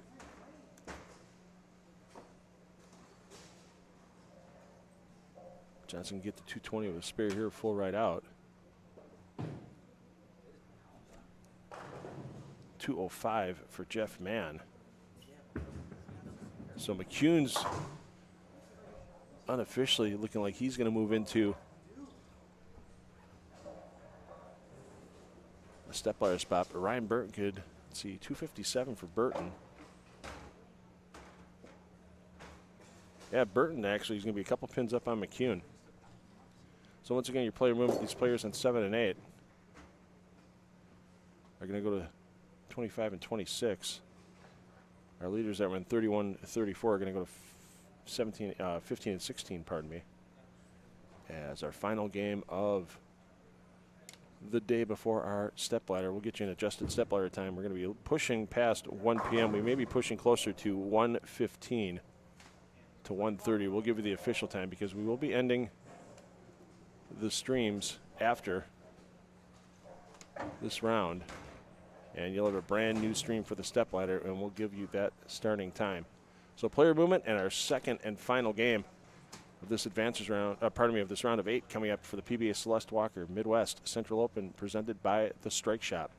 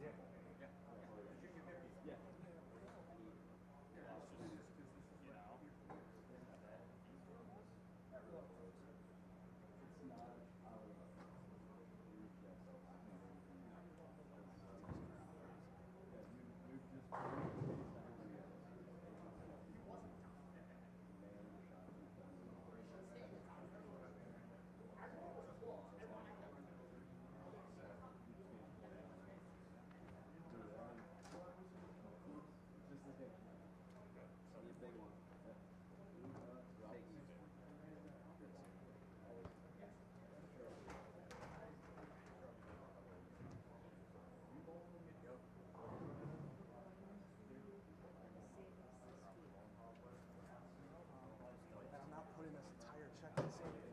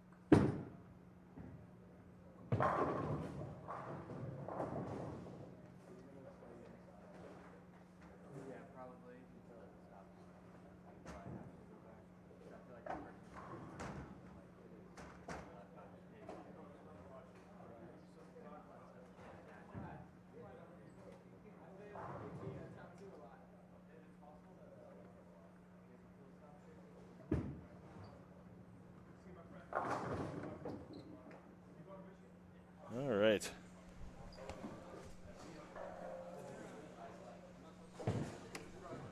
So we'll start you off here with our leader, Cam Crow. And Josh Hammonds will bounce around a little bit. Once I know the totals are official, I get that updated from Toby Contreras. We'll pass those along. Apologize again for the technical difficulties. On the scoring platform, we do have the live scoring link up, pinned to the top of the chat, but it's just showing you the advancers round scores. So once I get that confirmed from Toby Contreras, we'll keep moving forward.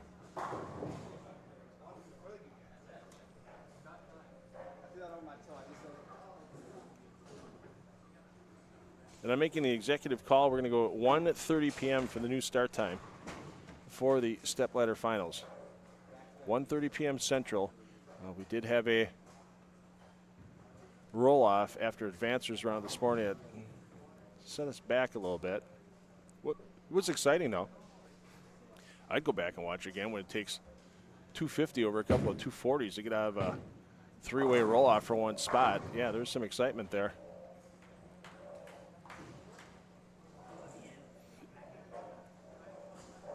So we will be back live at 1:30 p.m. for the stepladder. All your streams from qualifying are going to end now, or going to end after this game, I should say.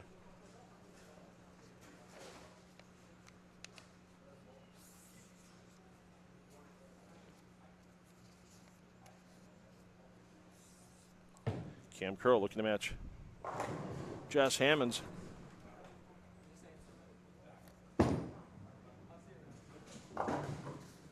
So after 15 games, Cam Curl plus 671, Josh Hammonds plus 659, AJ Johnson plus 615. Ryan Burton moves from 8th to 4th with a 257 game. As Acosta looking to get back in the mix after a 172 game. Acosta dropped all the way to the 8th spot. Burton now your number plus 605. Jeff Mann, however, just 9 pins behind. Kevin McCune, 26 behind. Darren Bloomquist, 28 behind. And Alex Acosta, 56 behind.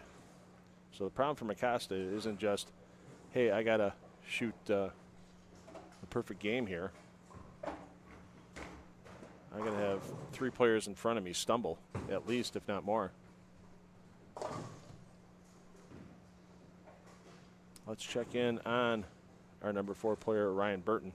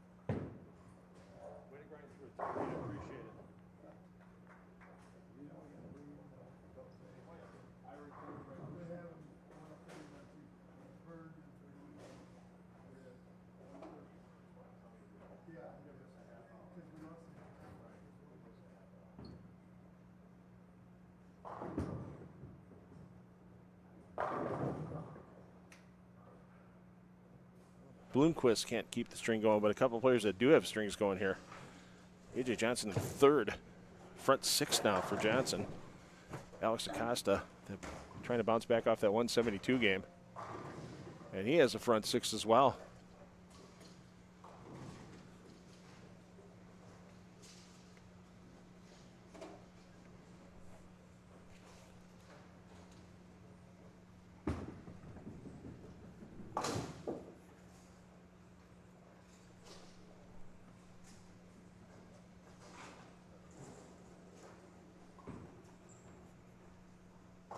Not happy with it. You see why. There's a little unusual one.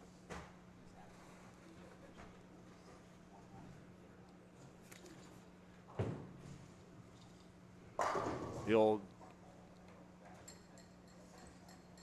2, 4, 6, 10. That's a lefty leave there. Only gets 2.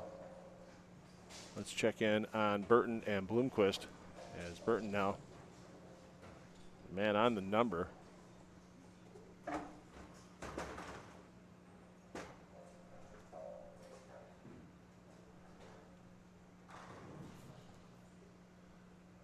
Leaves the single pin. We'll get back to Johnson.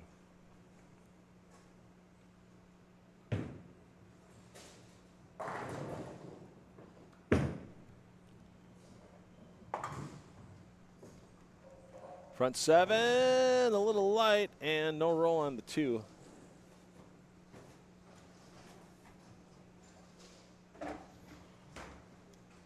Let's check in on our leaders. As Hammonds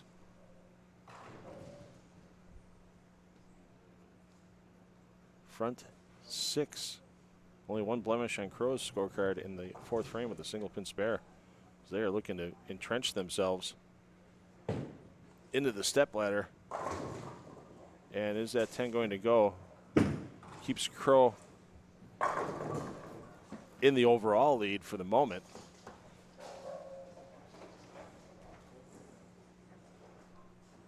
Yeah, Kevin McCune looks like his day might be done. Jeff Mann having some struggles as well. As those 2 players in 5th and 6th, we'll check in on Mann right now. Mann, your bowler A on your scorecard. Or pardon me, your bowler B on your scorecard.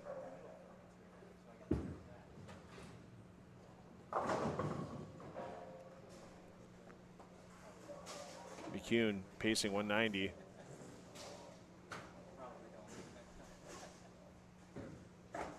And Mann pacing 180. Back to Crow.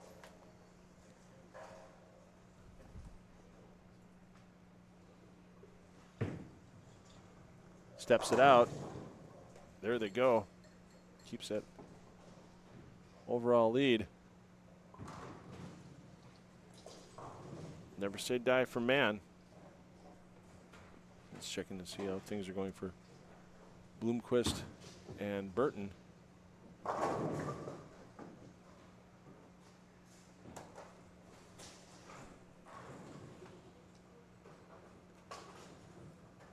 $28 out of the number for Bloomquist behind Burton. And since he knows his opponent's right there, he knows he's up on Burton for the moment for that number 4 spot.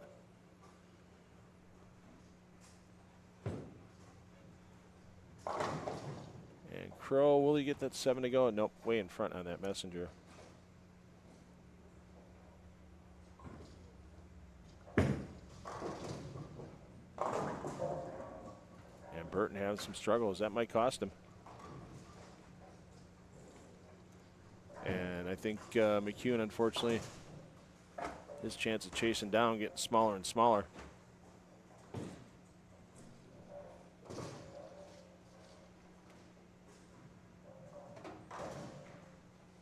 No love bounce. And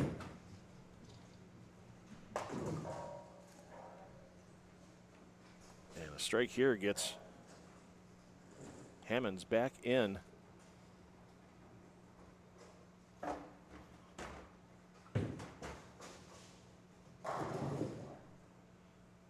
To the overall lead, not going to happen.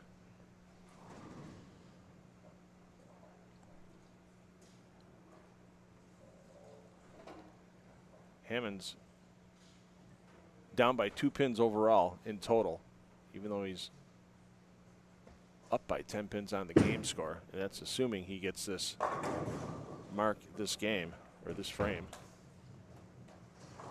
which he does so successfully. Jeff Mann trying to make a late run. He was 9 behind Burton coming into this game. Problem is Bloomquist putting up a pretty big number as well. There's the foundation frame for Mann. Let's check in on Bloomquist.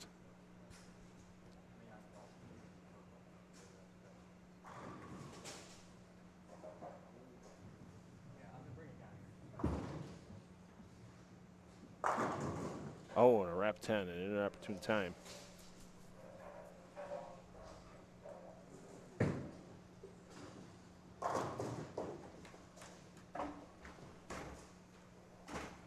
All right, Cam Crow, strike out.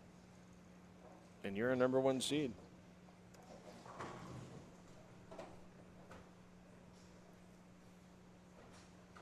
Anything less, Josh Hammonds has a chance to be the number 1 seed. Quality roll by Bloomquist on the single pin conversion.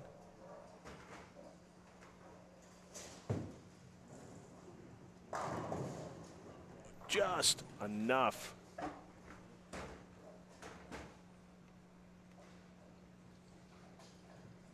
On the 7 pin for Crow.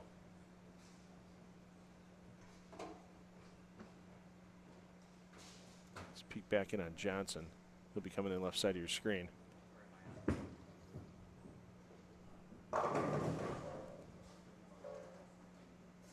Looking to get to 259 and lock himself into the step ladder. There you go. Pencil A.J. Johnson into that step ladder. Cam Crow and Josh Hammonds as well. Now it's just a matter of who's going to be in that number 4 spot. Burton, Mann, or Bloomquist. Bloomquist with another 10 pin.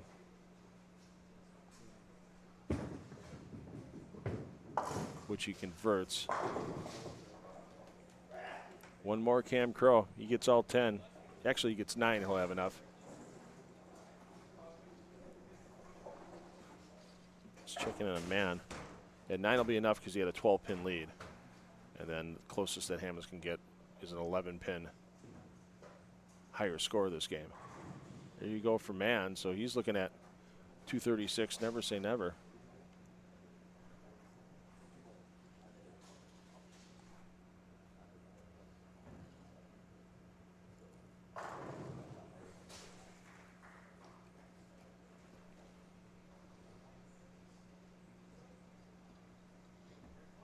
Johnson gets a second in the 10th.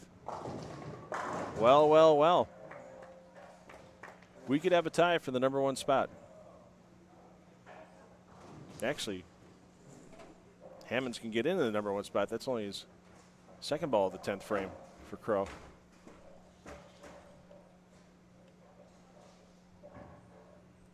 Over to Johnson quickly. There you go, 259.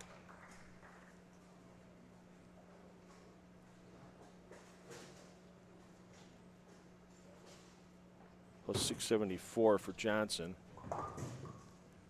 Crow gets 1 plus 45 for the game. Plus 706 for the total. Yeah, if Hammonds gets 268 plus his 59, yeah, he'll get past. And then it's that fight for the number 4 spot. Ryan Burton just rang a vicious 7-pin, and that might drop him out of the top 4. Hammonds, high hard one. They all go. So Mann did finish with 36. So that's plus 632.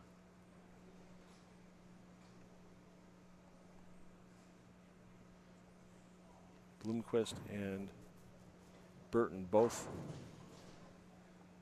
either in or entering their 9th frames. So this one here will be enough for Hammonds. 9 or more and a cover will be enough. That's 10. So unofficially, Josh Hammonds is going to be your top seed. Cam Crow 2nd, A.J. Johnson looking like 3rd.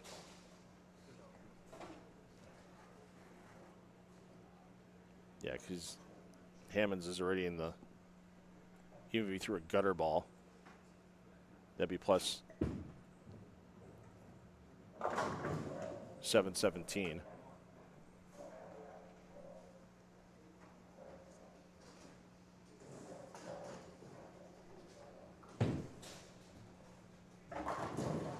There you go, plus 727. And your number 1 seed is going to be Josh Hammonds, number 2 Cam Crow. Now it's the battle of who's going to be the 4 spot. A.J. Johnson, we know, is in the step ladder.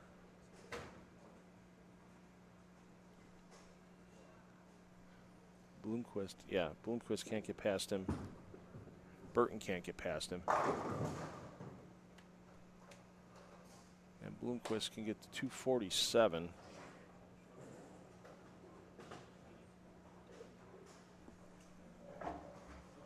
Burton 206 is max, so that's 611.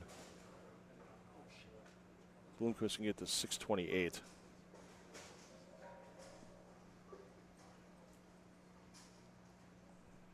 $47 and $77, yeah, 28.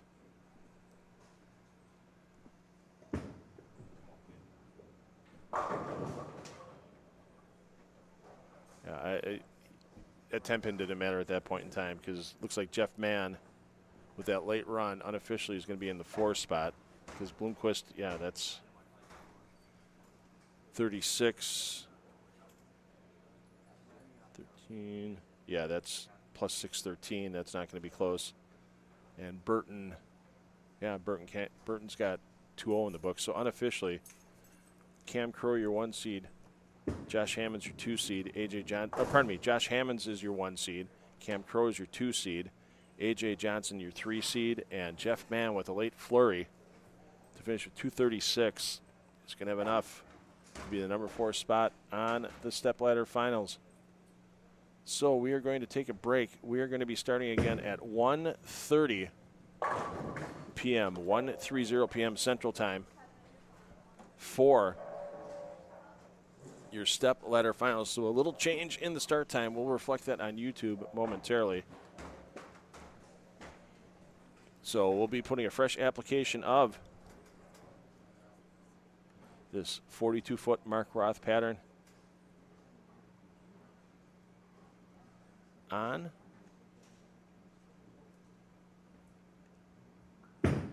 Lanes 31 and 32 for our championship pair. And happy you'll be coming back to join us.